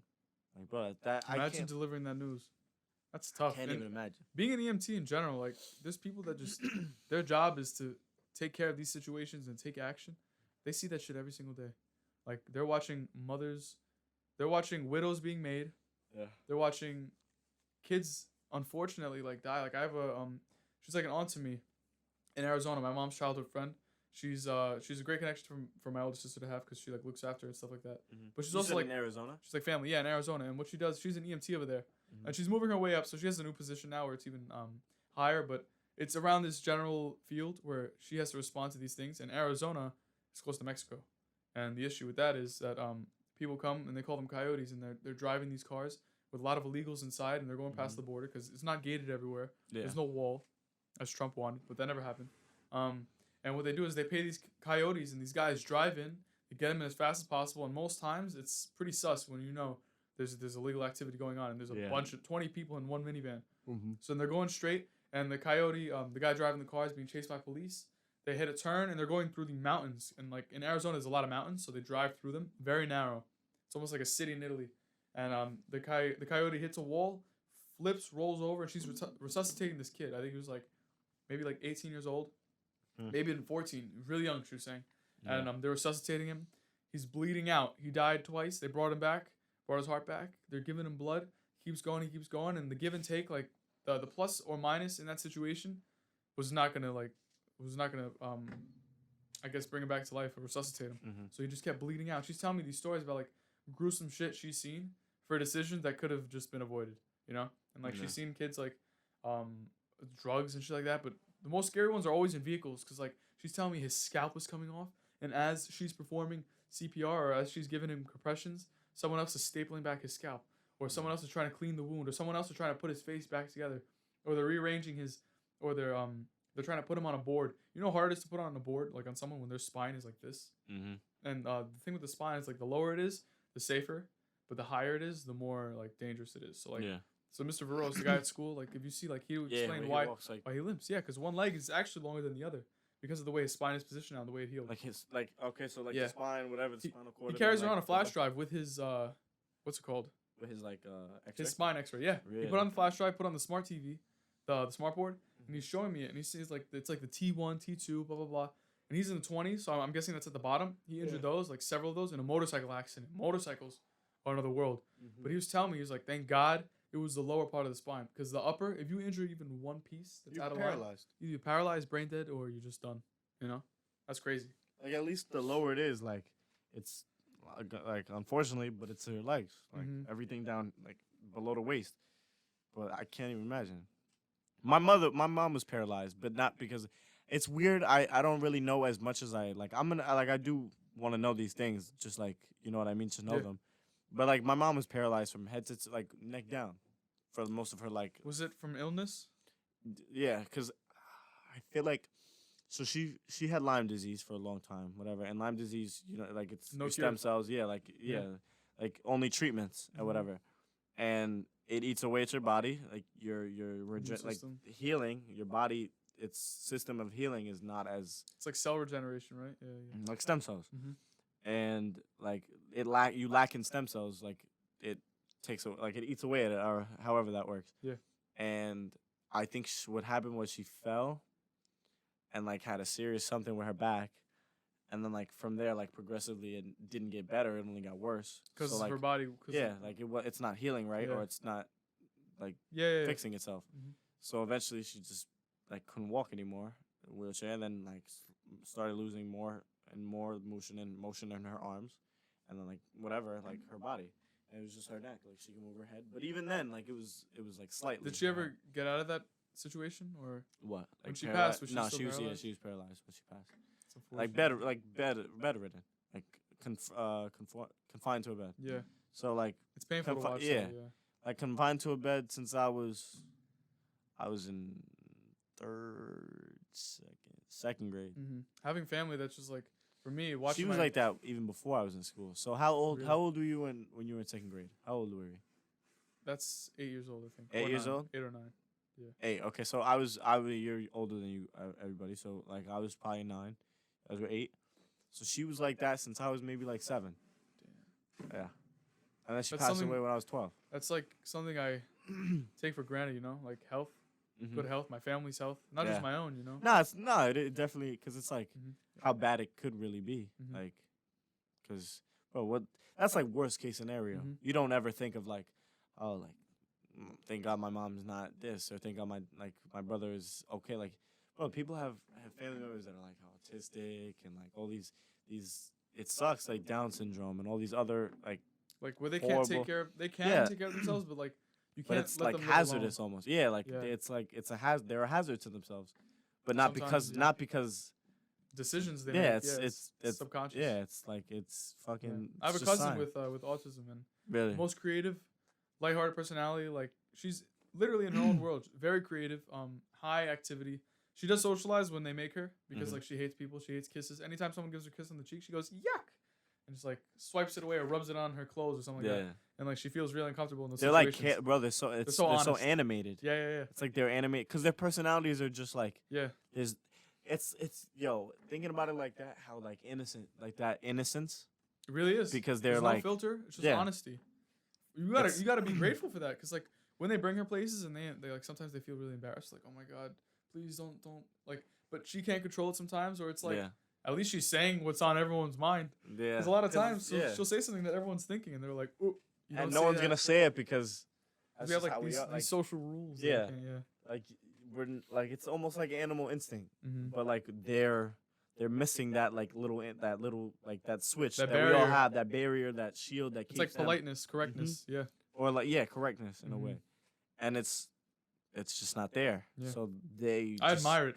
Part of me like I like talking to them for that reason alone. You know. Nah, it's Just, like, definitely exploring it's, like, that it's something side. you can't just take that, like you can't just have that. Yeah, and a It's, normal it's so person, unique. you can't do that either. Yeah. And I feel like that's a trait. I don't know. It's a trait. It's a good trait, but it's a trait. I understand why it's not very Like used because because it can ruin a lot of things for you if you're that honest. You know, like if I see someone that's fat or disgusting, like sometimes people with Tourette's, they're just gonna say exactly what's on their mind. yeah. You know, and there's no stopping that blurb. It's So just they see a gonna- fat fuck in front of them, they're just gonna let them know. And obviously, that's not gonna benefit you in every Yeah. situation. But there's something to admire about like I don't like using the term animalistic, but I maybe like not primitive, but just like instinctual. You know, like our There's instinct. no filter. Our There's- instinct is to That's what it Yeah. is. It's like their filter. Like everybody has a filter, and they just Yeah. they don't have that ability to filter what they say or what Mhm. they believe and what they think. I wonder what life is like in those shoes. You know, Mm-hmm. like a kid born with autism that like you live in like not necessarily a play world, but like it's like life goes the way you want it to. No. Like if you talk to Brian, the one I've grown up with him since kindergarten, Mm-hmm. and he left the school and then he came back in middle school and then all through Metro. He loves life, and I hope he does. You know, and like for him, everything is superheroes, and he's maturing now and he's going to college. I'm pretty sure he's with CUNY and stuff like that. But it's like the perspective is so different. Different. Yeah. It's like they don't really know. Like Mhm. that's just all he knows. Yeah. It's kind of scary. It's scary. It is. God forbid, knock on wood. Like don't get me wrong. Like every person, like blessing. Like every child is a blessing. Mm-hmm. And like if God forbid, like God, like whatever comes out of our whoever we create, like Mm-hmm. who we go half with another human to create our child. Like if he comes out like that, like so be it. Like Mhm. you know what I mean? And it's just not- gonna love him the same. you yeah, know? I'm gonna love him the same way I would a regular, like Mhm. not regular, just like someone without those disabilities. Mm-hmm. But at the same time, it's like, damn, like, it sucks, but it's like you can't really do anything. Yeah. about it. You have to love them for who they are. Mm-hmm. I give a lot of credit to people with, especially like my aunt that has a daughter with autism. Where like Yeah. my older sister had special needs, so my mother had to fight for like what's it called? There's they have to get these workshops in. So like PT stuff like that, like Mm-hmm. talking verbally, touching. A lot of kids have sensory issues and stuff like that. So she had to be what's the word? She needed specialists to help her out, right? To get these things. And the New York government system was like they were either diagnosing her wrong, and my mom was still seeing that she's failing certain classes, or like her skills in this area are really lagging behind. And it was usually like in the math area and stuff like that. And like they'll be like, no, she's fine. We're gonna put her to the next grade, or they're gonna be like, oh, we're gonna hold her back, or we're gonna put her in a special ed class. Yeah. And she wasn't getting the help she needed. So my mom was like, we need these services, and she had to fight for them. And a lot of people, a lot of moms have to fight, and it teaches you like there's a lot of patience with being a mother or a father that has a child that cannot always look after themselves, and like you understand that like certain kids, like most kids that you have, are gonna marry and move out. Mm-hmm. And unfortunately, a lot of the time, like if you have a child with autism, they're gonna be in the house with you. Like everywhere you go, likely they're gonna be there too, you know, and they're sticking with you, and it's humbling, and it might not be optimal in every situation, but I feel like it's definitely something It's part a challenge. it's part It of their really is a lives that they challenge. wouldn't give up for anything though. Like even Yeah. though it is limiting, it's something about them that just like it makes 'Cause it it's worthwhile. like if they weren't here, I wouldn't that's- see things the way the same. Like, yeah, like my life is the way it is because of you. Mhm. Whether that's bad or good, like some people just wouldn't change that for the world, and I Yeah. understand that. I respect that Mhm. because at the same time, if I was in that position too, I wouldn't change it because Yeah. it's my child. I brought you into this world. Mhm. I'm responsible for it. Like Yeah. and that whole that concept like of it sucks. Like imagine getting someone pregnant and like you don't want to be with that person. Mhm. Like you did not mean for that. Like it was not meant. Like some dude at my job, he was like, "Baby moms, bro." I was like I was curious. Like, all right, like what do you mean? Like, what's wrong? Because he was on the phone with, and he was like, "Yeah, look, I got a pregnant some girl. Like I didn't really know her that well. I got her pregnant. She has my kid, and he lives out there. Like she took him." And now I see him every like weekend or every other weekend, like, or I see him every weekend, whatever he said.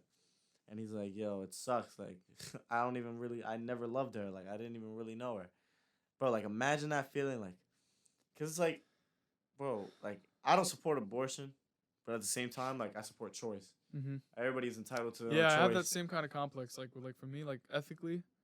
Cause No. like when they talk about like a girl getting raped Exactly. and bro. having to keep that kid, like, what if she doesn't want? Bro, that's like around. What if she only finds out? But here's the thing: like, there's so many different situations, and like Honestly, let's say, the like, possibilities are endless. Like it's so like it's not like creating not even legislation like, around something yeah. like that is so difficult. because it's every instance Yeah. is different, and you can't treat every instance the same. Yeah. Because bro, there's so many different people. Like, But bro, most people, like, I feel like it depends how you see the third party. Do you consider the baby a party? Like, do you consider it itself a being?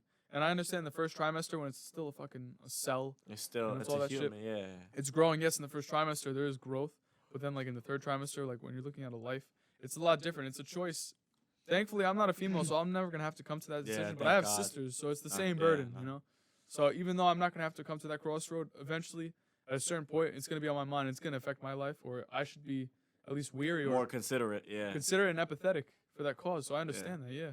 Like it's hard. That's what, like I'm never gonna like you said, like we don't have to go through that. We don't have to experience. Mm-hmm. And it's like, yeah, I agree. Like every woman has their own. It's their body. It's a choice. Yeah, I'm not choosing Like, for them. Yeah. Like why? Like if I And if the I was fact in that their the position law and someone was the law telling me, can like choose that. Yeah. That's what people are pushing for. That the law can choose whether or not you can have an abortion. Like it's Yeah, but, like, illegal. yo, imagine being gay and like you love your partner. Mhm. You want to get married because you love this person. Like if you have a bond with someone, like Yeah. we've all had a bond with someone where it's like I never want to leave you, you know. Yeah. Or maybe not yet, but like something close to that, you know what I'm saying? And like someone's just like, nah, break this up. I don't like it. What the fuck? Leave me alone, right? Go F yourself, bro. Stick it up your Yeah. ass. Cause like that's why I understand like pro-choice should be choice, you know? It should Yeah. be that's more libertarian. And I feel like it's like let people do what they want, you know? Yeah. But then there's like a It's- standard of ethics and moral Yeah. code. It's so, bro. It's complicated. It's just so it's tough. Like It's the gray area. yeah, that gray area. It's so like it's frustrating Mm-hmm. because it's like, yo, why can't things just be like this? Like, why can't we just not have to worry about? Why can't people just love each other? Why can't people just be like non-conflicting and Mhm. like fucking violent and hating everybody? Like, don't get me wrong. Like, everybody hates everybody. Yeah. There's not a single person that don't either hate someone or everybody's racist. To an extent, yeah. I think there's a Bro. big difference between like racism nowadays is like if you get called a racist, It's like it could ruin your life, your career for the future. And I feel like how are you gonna have a president in the future that has not fucked up at one point in their life? yeah, And like, but the difference between racism for me is like my friends, considering you, like I'm talking about the friend group, the boys. Like yeah. if you look at our group, we have Bro, every our friend- palette in the color list, like Yeah. from light to dark, right? We have Literally. literally every single one, every ethnicity, every religion, right? Every different mentalities. We have intelligence at ground zero, and we have intelligence Oh. sky high. You know, Like, and we don't even speak about it. Like, Mhm. it's just like, yo, it's like it's fair game. we're gonna play ball, we're gonna play pool, we're gonna play whatever we're doing. Yeah. Or you guys want to go hang out, you guys want to go get food, and not Yeah, once. it's just camaraderie. It's like the company. Yeah, not once have we all sat down and talked about, Yeah, I what don't- religion are you, like, No, or like, I'll see you later. who do you bro. support, or like, because bro, It's never we come keep up, we keep it. So I'm not gonna and say it should never. It should it's. never. I'm not gonna I say mean, it no. should never because everybody. In terms of that, yeah. But like, okay, that's what I'm saying. I think if it were to come up in conversation, I think we'd all be okay with it. Like, there wouldn't be a single person. Yeah. I feel like for people with the lower that don't understand, be like, oh fuck you, like no, You're a Jew, bro. Nah. yeah, like You know what I'm so- talking about. yeah, like, something like that, like along those lines. We know who says that. Yeah, but like, if it came up and it because we keep it so lighthearted Mm-hmm. that like if something serious were like that, we'd all talk about it in like an Yeah. acceptful But we way. still all got each other. That's the thing, though. Like, my first best friend growing up was Luigi, and I'm an Italian kid. Yeah. My middle name is Mario. I'm an Italian kid with a friend named Luigi. So all my friends are like, oh, cool. He's friends with another Guido. Yeah. You go up the block, it's Luigi Cornejo, born and raised in Peru. No, he Yeah. came here very early, but like he was born in Peru. He's an immigrant. And you see this kid like puffy eyebrows, dark olive skin. My best friend, you know, just going at it back and forth, and all our lives we just make fun of each other because that's how we communicate. But like, it's fair game. We're picking fun, but at the same time, like he's Yeah. got my back and I got his, Yeah. and that's the end of it. Like, there's no discussion about it, you know. And Yeah. that's, I feel Literally. like it's with it with Bro, all that's boys. how like my closest friends and at that age was like my cousin, like me and my cousin Mhm. grew up, like that was my best friend, whatever. And we're not as close anymore because obviously Life. he's different than I am, and Yeah. like we always had that understanding. Like as I grew up, like I branched out, I started playing sports. He didn't really play sports, and you turn into I'm not gonna say you turn into you, but you acclimate to different people. Your surroundings. Yeah. Like, it's your environment. We're Mm-hmm. not surrounded by the same people. You wouldn't go to Boys and Girls Club. I was at Boys and Girls Club. Boys and Girls Club was fucking hood. Fucking disgusting. Like, ratchet as fuck. But, like, it's, like, an amazing place where, like, I'm meeting these different people that are different than me and have these different lifestyles Yeah. that speak this, like, have slang, say certain things, you pick up certain things. And then, like, me, I've come to Metro where it's completely different. And, like, I'm not gonna say I started things, but like I definitely would say things, and other people would like. You pick see it your up. influence carried Yeah, like out. my influence, like everybody's influence in a way is like being carried out, and like it like starts stirring the pot because Mhm. everybody you're friends with these people that don't know how, never heard of that, Mhm. but like you're my friend, so why wouldn't I say that because we're friends? Mhm. And it's just that non vocal like verbal agreement. You know what I mean? Yeah. That's a good point. And it's bro, like you said, you grew up with fucking Luigi, completely different Mm-hmm. than the standard, the social standard. Bro, I grew up with either my cousin or like I was at school. In elementary was mad Guyanese, Indian, like turban kids and stuff like that. Bro, my best friend in middle school, a turban kid named Joe Benvir, I'll never forget him. One of my greatest people I've ever met. And Karan, a black kid. Mhm. That was 6'5", 6'4". I was 5'7". Joe was like 5'9", and we're all we love basketball, we love sports, we talk about it, and we like the same shit. Why wouldn't we be friends? Mhm. Because of how you look, how you're different, because we talk different, because we're Yeah. from different places. No, what? Are you crazy? No, it's just like different because. And racism, like in that sense, is like I feel like how can you be we're racist? We're lucky though, because we're in an urban area.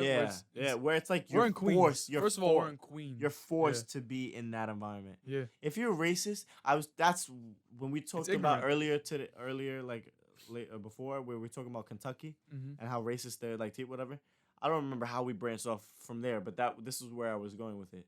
Is like people from all those states, like they don't understand or like they can't comprehend not being racist in that way, or not even racist, but like they're surrounded by the same thing. They don't understand ignorance because they're in the pool. Yeah, you know? like they're drinking the Kool-Aid. like yeah, exactly. Like not anything to any specific like color or whatever, but like okay, white people out in like let's say Alabama, right? Surrounded by other white people. And that might be inaccurate, you know. I could be just generalizing. Yeah, just and that's not positive either, and that's ignorance in its own way. Itself. But like yeah, good point. But like okay, surrounded by this community that's predominantly white, right? So they don't know anything else. They probably people in Alabama have never probably even seen a turban kid before, or let alone. Well, little do you know, there might be someone from Alabama that's also a great soul. Exactly. That does not give a shit. But that's what I'm saying. Like we can't generalize, and we'll never. I feel like they get a bad rap. Yeah, and probably that's honestly, it's probably just that small amount of people that are like that. Or but then it could be and we'll never know because until we go there, whatever. Yep. But it's so different. That's what I'm saying. Like our feet. Like saying getting your feet wet, like yo, we're born like that almost in a way. Bro, New York, bro, there's not a single place in New York besides like maybe you go to somewhere like Long Island, and even then, the suburbs are a lot different. I know what you mean. Like it's different. They're like, whoa, are you dating a black girl? Yeah, like that's not all right, Jen. Can I say it? Yeah, like do I have a pass, bro? And it's completely different. Oh my god, yeah, it's like completely. You know, Tobias Harris is from there, right? Yeah. Comac. You see what I mean? Tobias Harris, darks like closer to darker. I don't know like, his personality. A little darker than me. Yeah, I don't know how he is personally, but from skin, like he's a little darker than I am. From Long Island. What? Like then look at Lance Long Stevenson. Island is predominantly white. No, that's not true because bro, my aunt and her whole family live out in there. She's married to her husband's black. Her kids, two kids with her husband is black. Yeah. My cousin, he's also black. He's just light, like he's light skinned. But like it's different because it's like just you're forced to be around it. You don't know any better. There's these stereotypes that like Long Island is like this. I mean, but a lot of stereotypes are sometimes based on truth. Yeah. So like there are a lot of ignorance, white males, racist. And like I know the Vineyard Vine kids. I know the Sperry wearing, high socks, knee touching. Right, khaki short, booty short, wearing yellow polo, pink T-shirt, whatever like it is. Whatever, clothes. I know those kids, and they're very ignorant. And I know ones that also live out there that are extremely in tune with everything going on. Exactly. When they visit over here, it's like nothing ever happened. Like they fit right in. Yeah. And it's crazy that like I feel like New York is the only place like that. Maybe Cali, but I'm not crediting anyone else but where I live. Because I could say it for sure. Yeah, like I know firsthand. Like, I could say it without a doubt. There's no doubt in my mind that this is how New York is, and I will stand by it because I appreciate that New York is like this. Yeah, as pessimistic as it is, as judgmental and critical, and how unaccepting New York is, at the same time, it's like, fuck it, we're in this together, you know? Yeah, like everyone's just as miserable, but it's a like, horrible place. Like, New York is one of the worst places on earth. It's terrible, but you're not allowed to talk about unless you're from it. New York, yeah. If you talk shit about New York and you're not from it, like I was on a cruise and these kids like they're from Wales, and this other kid was from Scotland, and this other one's from he's British, and they're like New York, I heard it's a shit show, and I was like I'll slap you in your fucking mouth. Put that on my mother right now. And he's like I'm speaking this other language that he doesn't know. I was like I put it on my mother. I was like word 2, smack you right now. Word 2. And he was like word 2. I was like the second word you said. The number 2. Are you talking shit? Oh, I get it. The little I don't know what they were saying. Like, but it's like I don't fuck with it. If they're not from here, they can't talk shit, you know. Yeah, like bro, it's just completely different. And but it's also crazy. The city and upstate, New York City, the 5 boroughs, the country. I wish we could just like divide separate, like just become give our us own. A border. Yeah, I want to become like not a county, but like a legitimate state of its own without changing the name. Like, let's change the rest of New York. Let's make that like old York. We're just New York. Yeah, you know? like Middle York, some Yorkshire. But there's also like a lot of people that like Yorkshire. That's Gatsby. Yeah. No, Wolfshire. No, Yorkshire is an actual place. I think I'm pretty sure. It is. Yeah. That's where it derives from. Like those roots. Yeah. What was I saying? Being in the city. Border. No, having your own legitimate thing. I forgot. Anyways, no, what I'm saying is it's like a little country, you know? Yeah. Like, but there's also that's what it was. Like the stereotypes of being in New York. Like, oh, I'm from New York. There's also like a lot of people romanticize the ghetto, and I don't fuck with that either. Yeah. Because I know kids that are from the ghetto. I know people that have been raised in projects, and I'm related to people that were raised in projects. And I know people that were from the ghetto. Like, do not romanticize. Like my grandmother raised my family in the projects. Mm-hmm. Most of like my uncle projects, my aunt, my mom, whatever. I never lived in a project. Yeah. I lived in apartments almost all my life, or like a house, but like it was never on no like. And it's I used to definitely live in better a on the building other at side. one point, and with my aunt coming into a building, that's different. Mm-hmm. Like it's the hood, but there's levels to it. You know what I mean? Like there's always gonna be levels to this shit. Yeah. And it's how fucking like bad your situation is to compare it to someone where it looks the same, but it's not bad at all because the tenants, like it's all about the environment of people. It's the camaraderie, exactly. Yeah. Like, so where my dad moved into, like when they came to America when he was born, they were in this area that was like it was like Little Italy, but at the same time it was touching like no, so he was at the lower part. So there was a very big mix, and it was a lot of Sicilian, Black, Hispanic, and that was mostly it. So growing up, my dad, he was like in this nativity, and for them it was church as well. Like it was Boys and Girls Club, but it was run by the church. So they would do sports and all that, funded by the church. Yeah. They always thought he was Hispanic or Indian or something like that. Yeah. Like, and my dad would just say, yeah, he would just go along with it. He would never say anything because if he told them that he was Italian, and there was like this association with whiteness, so like, but he was part of them, you know, just because like he was in that environment. Yeah. But at the same time, like he was telling me, like Mas, like the grass isn't always greener. We're getting out of there. that fucking applies. Like we needed to get out, and there was no romanticizing and like acting like, because like nowadays everyone's like acting from like they're from the hood.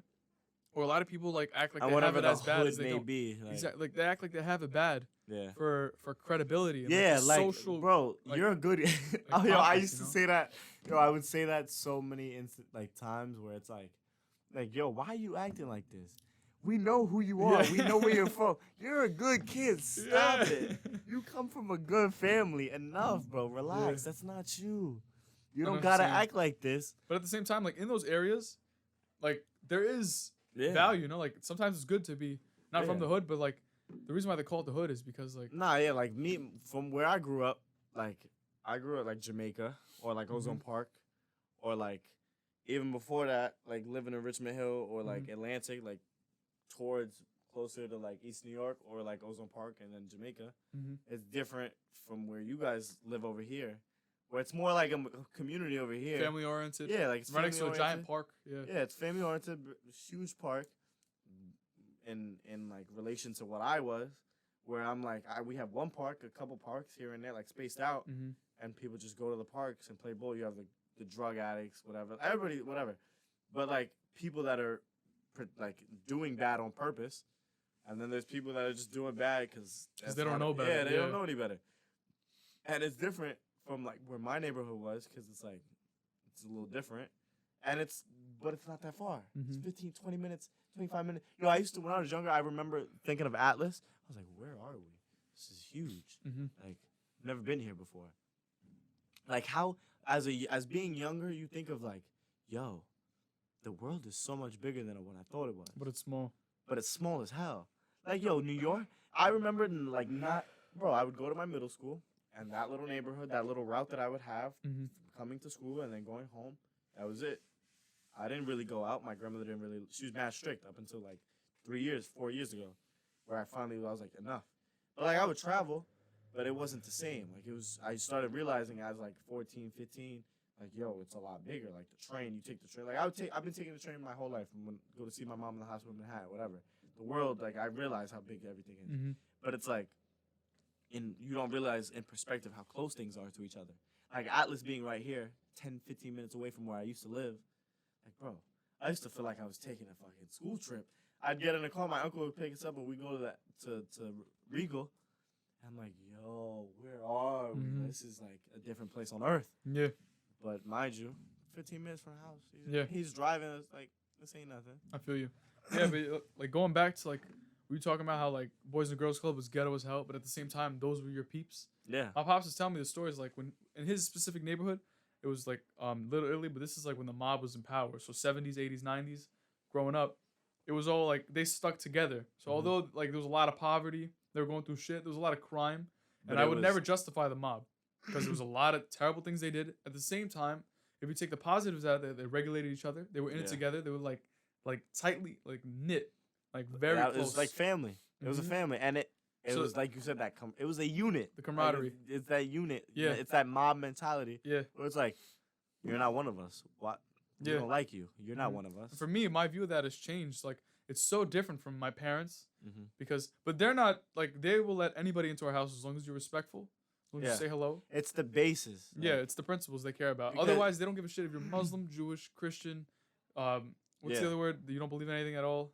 Oh, atheist. Yeah. Atheist. Yeah. Yeah, like my grandmother, and it's funny. Like the older generations are a lot more racist because of like that stereotype. My grandmother, like, My grandmother's for sure. horrendously racist, Mhm. but not like Well, the one I'm talking about, the one from Sicily was. okay, Yeah. yeah. But even then, like I gotta credit my grandmother. She's not racist, like at all. Like she treats everybody the same. But like, bro, the stereotypes do She hold has up those ideas to an extent. that they believe. Yeah, yeah. Yeah, like That's well said because that like applies. there's truth to yeah. to the stereotypes. Like why are there stereotypes if it wasn't slightly true? Like if there Mhm. wasn't truth to it. No one pulled it out of their ass. Like I don't go around talking about just like blue people. That's a bad analogy. Whatever. Yeah, But, like, no, if but it doesn't I make sense, it won't catch on. You Yeah. know? Yeah. But like if it's like, oh shit, it's kind of like accurate. Mm-hmm. Like why is that so accurate? Mm-hmm. Because there's truth to it. And like my grandmother, like being from how old she was, like her time, it's different. Like people are different. They understand and they believe things differently. So like it'll come off as like racism or like she'll treat certain people differently than others, but she would never in like life ever treat someone differently than because of what you look like or Yeah. who you are. My grandmother's all my It friends. would more be like under their breath. Like I feel like my grandma. it's like something had the she'd same say to us she'd say in behind closed doors.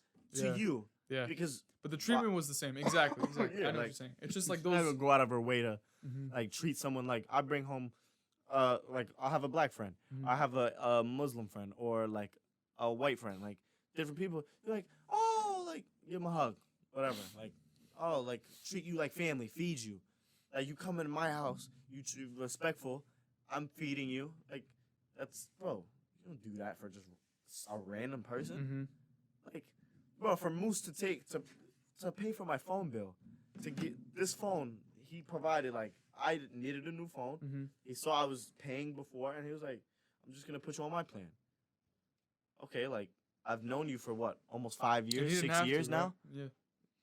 I'm still a stranger. He's told me this before. He was like, "I don't fucking know you. I don't know you. I don't like you're not my family. I don't have no reason to help you." He's 100% right. There's no reason at all for you to do anything. That's well But said. but it's out of your kindness of your heart. Like it's your And hopefully that motivates you to do the same. You know. exactly like Yeah. if my son or my daughter were to bring home a friend, and that person Is was in in your a predicament? position where I kind of can relate to it because I was once in their shoes. Like Mhm. I didn't want to be at home. I didn't get me and my grandmother we weren't getting really along, Mhm. and this kid ends up at my house like how I was at Matt's house. It's a compliment. It's like they feel and safe. meeting his mom and his pops, meeting Moose, and they take me in as if I'm one of their own, like, or even then didn't really like it wasn't like, oh, like I'm family, but like they're feeding me, they're Mhm. doing this for, they care, like they're asking me, oh, like how, hey, you're right, like how, like meeting, like that introduction. If that kid is in a situation where I can relate to, or like I can throw back and like be like, wow, Mhm. this is the same way that they felt. Like open arms until you fuck me over. Mhm. Like, and that's it. Like that's all you can do. Mhm. Because why would you not reciprocate the same thing Yeah. that you were given? You know what can't I even mean? imagine them fucking you over because like Yeah. how when people show their true colors, like you understand what's legit and what's not. And you can separate that. And there's certain people I trust, like I know, with their intentions, they'll never fuck me over. Yeah. Like I can completely trust them, and that's like that family. You don't have to be blood, but that's what describes family. Yeah. Like yo, Like, you there's know they will not fuck you bro, over. there's family members that I have that I wouldn't even consider family members compared to And then there's to- friends, bro. people that are the opposite of you. Like it's just, People that on paper it would we've never known make for- sense, right? Yeah, on paper it wouldn't Mhm. it wouldn't even be acceptable in, Yep. in a way. For us to know and have known each other for 4 years, almost going on 5 years. Mhm. For me to know them for 5 years, going on 6 almost, whatever, and for me to care about you guys more than I care about family members that are like we have the same blood, and I don't see you. I haven't seen certain family members in years, Mm-hmm. and they're supposed to be my family, or like you're supposed to care about each Isn't other. that what they're supposed to do? Right? Yeah. No, that's not. Fuck that. No, they're not family. This is You're my family. They're my family. You know what I mean? Like, Yeah. It's brotherhood, you know? It's different. It's important to have. You stick your leg out. You stick your leg out for the Mhm. person. Like, you know what I mean? Yeah. It's crazy that like that line between. It's just so against, like, it's not against the rules, but like when you look at it, you're like, it shouldn't be this way. But thank God it is, you know? Yeah, like Yeah. like thank Jesus and like Like I'm that happy it is I have the way every it friend is. that I have, you know? Like Yeah. I'm happy I've made every connection. Like either chilling with you, Miss Hannah's class, freshman year in math. From or you see what I mean? Like in meeting that kids at instance detention. where we never even like who would have thought? Not us. Like on some real shit. Like Mhm.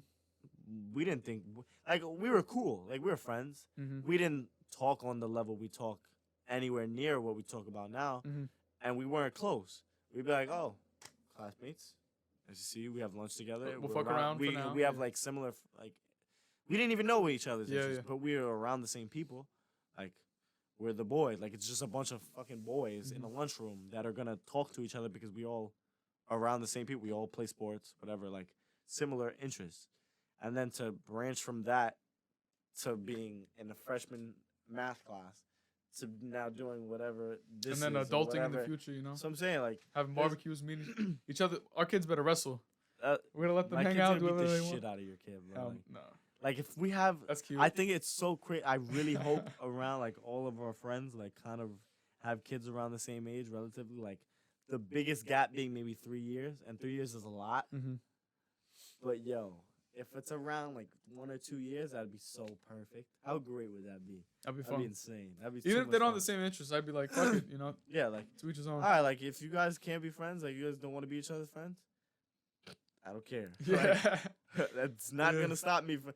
And that I see. You ever see those TV shows where it's like these guys are friends, dads are friends, and then they meet each other. Their kids like they meet and they're like trying to and it just doesn't work and they don't like each other at all, or your wives don't like each other. No, that's not gonna stop me. Like I don't know how people like. I would never. Yeah, I can't have a controlling wife either. If she's stopping me from seeing my friends, No. or she's like that. I know people that are like that. Yeah. Like they are tied to their wife. That's a restraint I will never I feel want. bad. Yeah. Like I truly like when I see it or like like I don't know. I can't really say because I'm not gonna say I'm a jealous type, but like I definitely like girls having guy friends. Like let's say your girl or your wife has a lot of like more male friends than female friends. Like really doesn't have female friends, but has guy friends. And your girl and your wife or your girl is attractive, and you know that guys like if you're in that position, you would try. I'd be like, are you doing this for attention? Because otherwise, like for me, like if I have someone that I could just see myself with, like I want someone that's like, even though I'm very talkative and I'm very, what's the word? Not antisocial, the other one. I forgot. But anyways, like I'm not introverted, I'm extroverted. And but at the same time, I do like a lot of privacy. Not a lot of privacy, but I like having certain things. I like having things. I like to having yourself. Like it's exactly. your stuff. It's, Why would I share? or it's our thing, Yeah. you know. And I like I'm looking for someone who has the same value, you know. But I'm not gonna choose someone. I feel like if you choose someone, like you'll know. Like usually when someone gets cheated on, I'm like, how do you not see this coming? Like you know, in the selection process, what you're dealing with, Yeah. what you're getting yourself into. Like you could tell. Like if you have without a doubt, you would know. And there's marriages that have lasted 70 years, and he's like, I know without a doubt, this is the one, and that's it. And there's other ones that have been cheated on, and it's like there's always like I've met wives or people that have had like 4 husbands, and I'm like, Yeah, my grandmother. you're was doing married. something wrong. My grandmother had a kid with each 3 of she had my mom first with one dude, had my uncle with another dude, and I had my aunt with a whole nother. So dude. was it? Do you think it was the person that she was with, or it was like her choice? I don't know. I It's like I feel like it's such a different gap, but I know there's people my age or like a little bit older than me, or just like mothers. and that's another thing too. Like that's a woman. It's kind of different. Like we'd have to ask a guy like how he feels in that instance. But like my grandmother having 3 different relationships and 3 different kids with each person, she did that to herself. Like she had It's a choice, yeah. like she chose to like take this huge step. She's fucking pregnant now. She has a kid. All right, one meets another guy, like has another kid, and they all like they grew up thinking they're full that half sister half brother bullshit. Not a thing. Mm-hmm. Unless it's like, but no, I think it's because of the fact that they were all raised by my grandmother. Like they didn't have a father besides like my aunts. I mean, my the youngest, her dad was kind of around for all of them, but that was it. Like for me, like my real dad he's married and he has two kids, two daughters and my sisters, and I love like we don't really we're not extremely close, but like I care about them. Like I love them Mm-hmm. because they're my sisters. That we have the same blood. It may not matter, but like it's like the same thing. You know what I mean? Yeah, I got you. But I don't know. It's crazy. Like if we were raised together, that's a lot different. But you're not raised Mm-hmm. together, so I don't know. I think it's that really separates. I think taking ownership though, like understanding whose choice it was, like a Yeah. lot of predicaments, and a lot of times like taking ownership is like it's gonna suck, you know. But I feel Yeah. like if you take ownership of something, even if it's not your responsibility, let's say like you decide you're tired of seeing America suffer, or like you don't want to see your local community be so drug involved. And I'm not saying yours. I'm just saying like Yeah. theoretically, right? Like taking ownership of something that even is not yours to take ownership of, it changes the entire thing, you know. Yeah. Nah, it's 100% different in that sense too, because Mhm. it's like yeah, like you said, you're taking ownership of it. So it's like if you weren't, it'd be a lot different. But in this instance, you are, so you have to accept it, whether or not you like it. Mhm. Yeah. Do you think she would regret, or maybe not her, but like people that have had many or like more than one spouse, like do you think they wish they had been more patient to find the one, or is it like the one? Is that necessarily a thing? Like people are very hopeful for this. I don't know, bro. That's like It's like, well, it's is there a so one? Well, tough. you'll never know if you're not patient enough, you know. Yeah. But then again, if you're too patient, like Mm-hmm. what if you're too patient? Like you don't want to wait too long. Like I always used to fault my mom for like the fact that she had me when she was like late 30s, like 33, I think it was. She had me. That's a healthy time. It is a good time. But like, bro, if my aunt had my cousin when she was 19 or 20, like, bro, that's our age. Like that's I'm 19. I can't have a kid now. I couldn't even imagine. I give them credit though. It might have been like for some people it's irresponsible because I think having a kid very young, but at the same time, if you're able to manage that, kudos, you know, Yeah. respect. Nah, 100%. If I was like rich, I'd have a kid now. Why not? Kylie Why Jenner not? did it right. Like I mean, if you're well set, Well, it's if the point I of not know having my a kid is the future, plan. yeah. If I know I'm set, I'm never gonna be poor. I'm never gonna need I'm never gonna have to worry about anything. Like I'm good. I have money to pay for. I have somewhere to live, guaranteed living, guaranteed food, guaranteed like anything like Mhm. living appliances, anything to like better my life, and that I'm gonna be able to provide a good future for the child.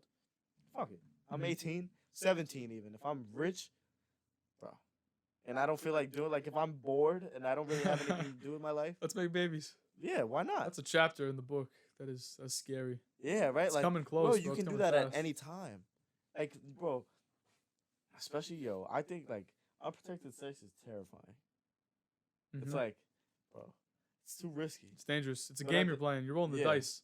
and it's like you're taking that choice. Like, you're making that choice. Mhm. Like you make this choice, bro.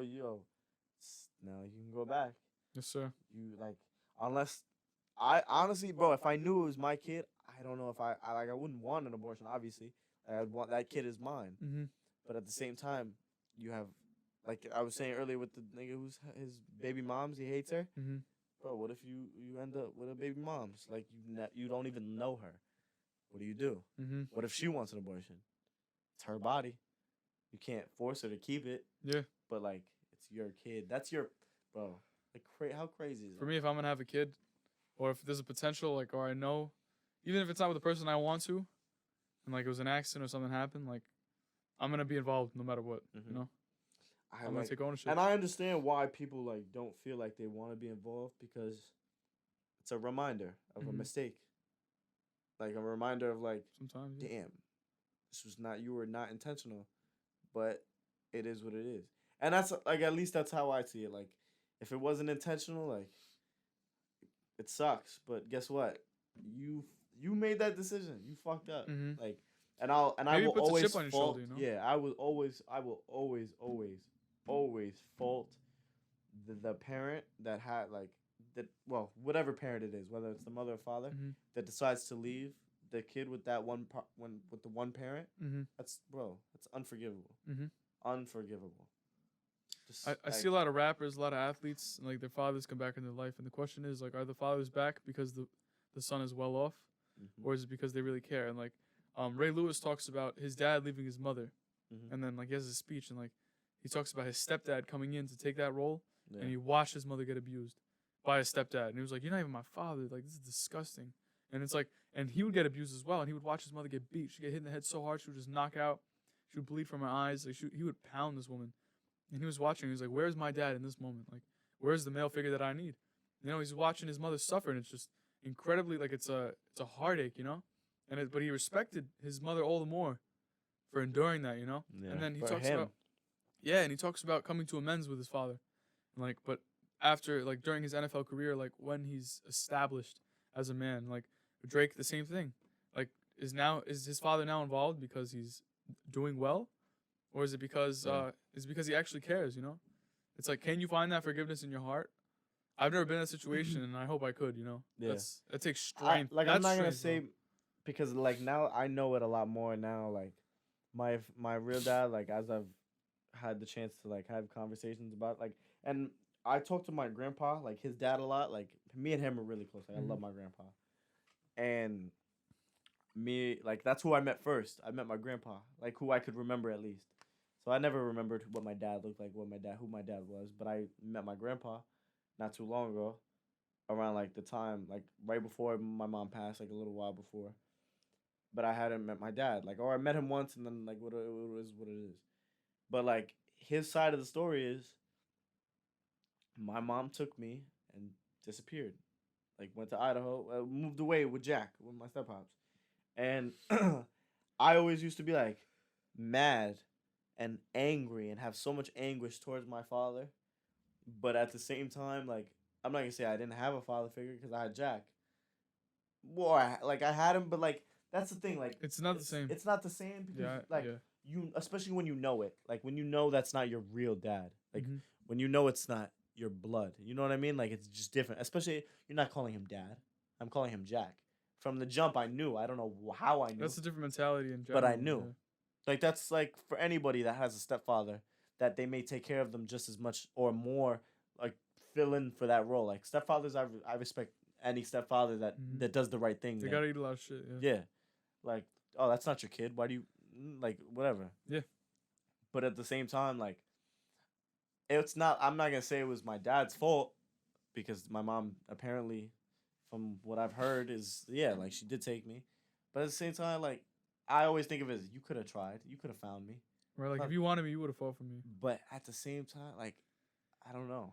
Like, I really don't know. And it makes me angry. Like, I deadass hold that against my dad. Like, and he killed my grandpa. To be honest, I would too. My grandpa tells me all the time how much it beats my dad up that he wasn't in my life, like, growing up.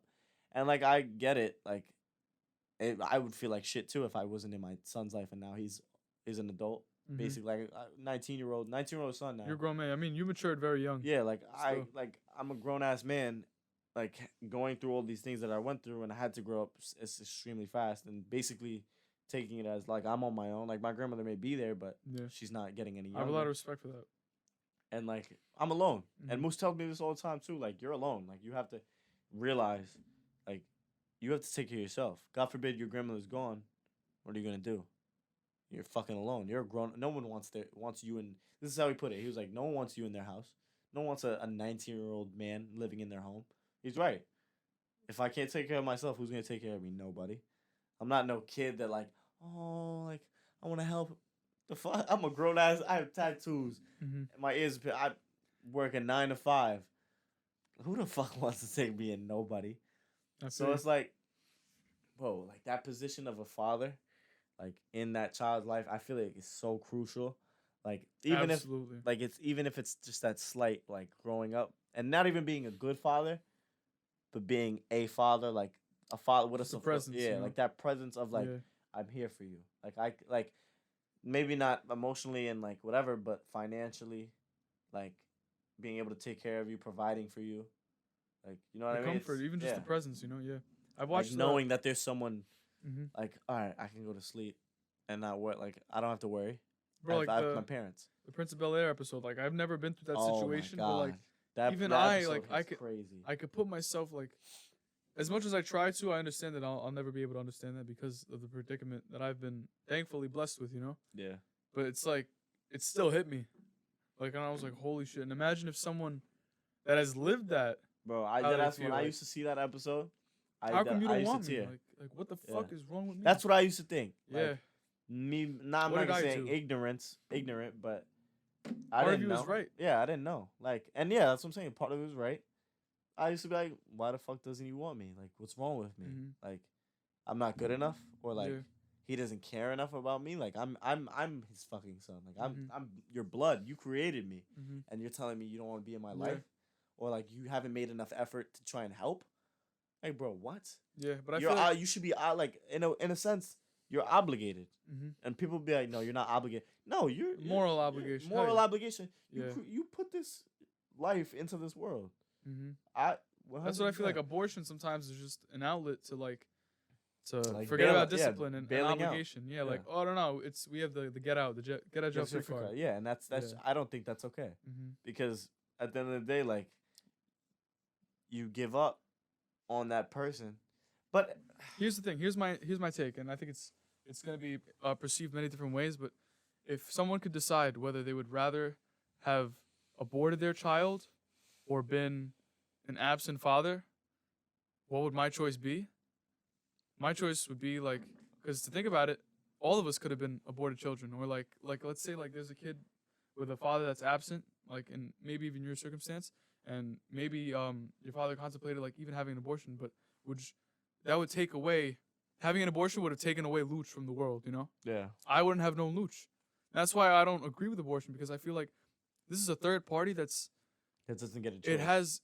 It doesn't have a choice of its own. Like, you have to fight for those that can't speak for themselves, but at the same time, it's like if someone decided to never have me, or like one of my best friends, or like if someone decided to abort and not have someone very influential in my life, you know, or just people that we need, you wouldn't exist in this world. That we meet on this path. Yeah, like let's say like your father decided to like not have you, or like it was a choice, or like someone else, you know, you wouldn't be in this world, and like your influence like your perspective has changed a lot of things the way I see things, because I respect maturing young, going through all that shit, like watching your mother and living with your grandmother and then having her pass at a young age. It's like horrible. It's like to watch and hear about, because like it hits you in the chest, you know, and it makes you think about all the things you love and makes you appreciate it. And then like also having like an absent father, it's like wow, it's like, why God, like you really have to just keep fucking going. Like why me, you know? And maybe that's maybe that's a great question. Maybe you should tattoo that shit, like, it's like at the same time, why me? Because of me, like, you know, like because I've done this, like I've been through this and that, and maybe at the same time having like an absent father is gonna motivate you to become the best fucking father in the world. Like, you know?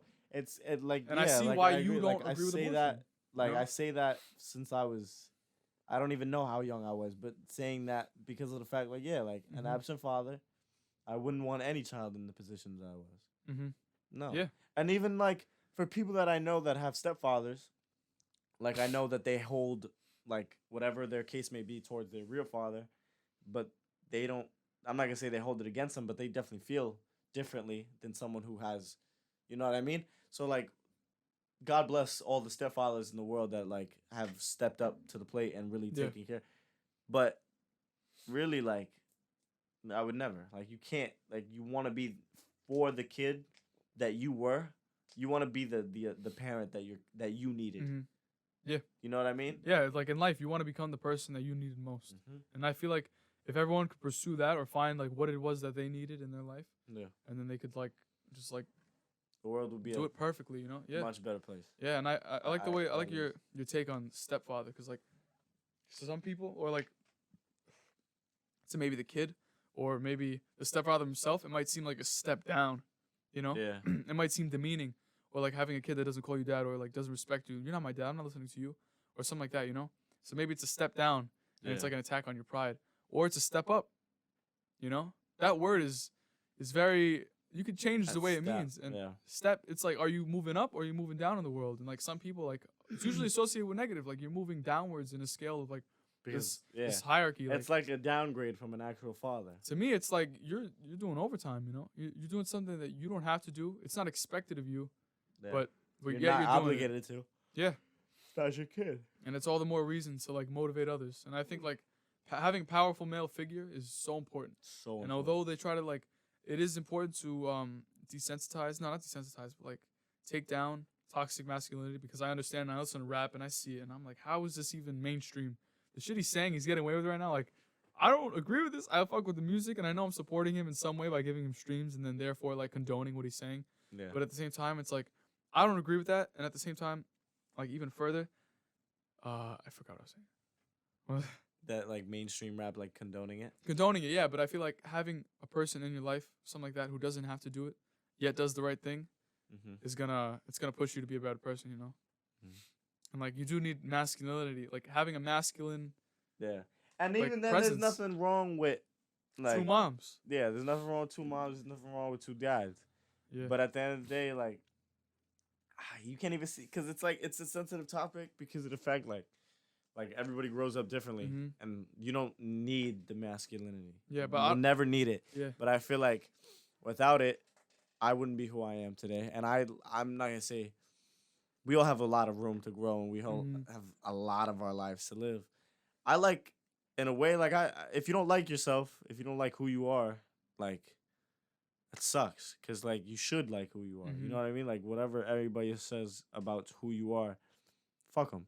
You know what I mean? But like you have to love yourself, and loving the fact that like we are who we are because of the things that we've experienced and grown up with. Like when I was younger, I, like you said, like I didn't really have a masculine male figure in my life necessarily, but I had my step pops. But like it wasn't like pushing me like hard as nails. You got to grow up. Like, bro, I never. The closest thing I used to do like to roughhousing, I don't even like roughhousing now. Like if we wrestling, like don't get me wrong, like now a lot more, because it's like, fuck this, I'm not no bitch. Like I'm gonna go at you. And like that masculine, toxic masculinity, whatever, like no, masculine is necessary. Yeah, like you need aspects. As like the standard of being a man, like men don't do this, men don't do that. And it shouldn't, like, don't get me wrong, the world is changing, but I believe that like there is that standard of what a man should be, that still holds up. But like it's not the same. You know what I mean? So like I didn't grow up the same way you grew up. Like you grew up like mad, like the testosterone was everywhere. Like you was playing with all your friends, like wrestling, like playing football. I didn't like all these contact things growing up because I grew up differently. I grew up in an environment where like I just want to play video games. I don't. If I get hit or if I get cut, I'm like, ow, like I don't. My skin is more sensitive than yours. Yeah, the motto for me growing up was walk it off. You know, walk it off. Walk it off. Nice. I used to be told it's okay. Like I'm extremely sensitive, and I fault myself to an extent because that's a good thing to be sensitive. Having emotional capacity is nothing to be ashamed of. Yeah, there's nothing to be ashamed about. Like and you realize that as you're older, but like in the moment, like I realized like like there's sometimes I'm too sensitive. Like I fault myself because like I take things to the heart to the point where it's too much. Like I shouldn't be taking things as serious as I do. But if I didn't, I wouldn't be who I am. You know what I mean? So like it's different. It's a give and take, whatever. So I don't know. Everything in moderation, bro. Yeah, literally. Yeah, that's how it is. And it's like you don't really know how to talk about it. It's a topic you don't know. Yeah, and there's no right answer for it. The people advocating for it, it's usually women that advocate against toxic masculinity because they've been affected by it, and rightfully so. However, I think that like the same way they say that you can't speak from a woman, like a man should not speak about a woman's perspective. A woman doesn't understand what a value or like the difference a male figure makes in a boy's life. Yeah. And they won't ever understand that because they are not a male. They are not a young male. And it's so different. Like you can't tell a young boy like that he shouldn't do all right, so there should be morals and standards and stuff like that. However, like telling him the importance of a male in his life from a woman's perspective is ignorant in itself. Yeah. I understand she might have been affected by an abusive male, or maybe she doesn't agree with certain tendencies that are accepted, and those should be changed. And the way you change it is by talking about it. Yeah. And I believe I'm all for public forum and civil discourse and just talking things out and just understanding new perspective. But at the same time, I feel like there's this ignorance preached about males. Yet at the same time, the people telling males that they shouldn't be masculine are the ones that don't come from that background. You know, they don't have that. That don't understand it firsthand. Yeah, they don't understand. And I'm like, you know, like the movement where it's like Black Lives Matter. It's like I understand that I will never understand. Like as a white man, I'm never gonna understand the life of a black man. Yeah. However, I will stand with you. You know, so like I will support what they say, but at the same time, when it comes down to the nail, like they've lived a different reality than I have. And like I can advocate change, but at the same time, it's like it's gotta be from that perspective where the voice really comes from. You know, it should matter the most.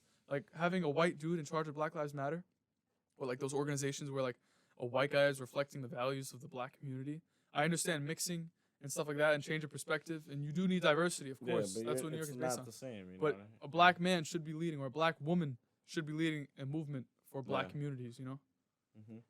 No, I definitely agree in that sense. So the moral of the story is decisions, right? Decisions. Everything in moderation. Everything in moderation. Everybody's entitled to their own opinion. There's no right pathway, right? There's no right. Fuck up. There's no fucking. No perfect record. The world is not black and white. The world is a fucking plethora of colors. Metaphorically speaking, physically speaking, in every sense of the word. Yep. It doesn't. It's crazy. I wanted to hear. David, coming down, my brother. Of course. It's great having you. Loved it. We'll get back to it very soon.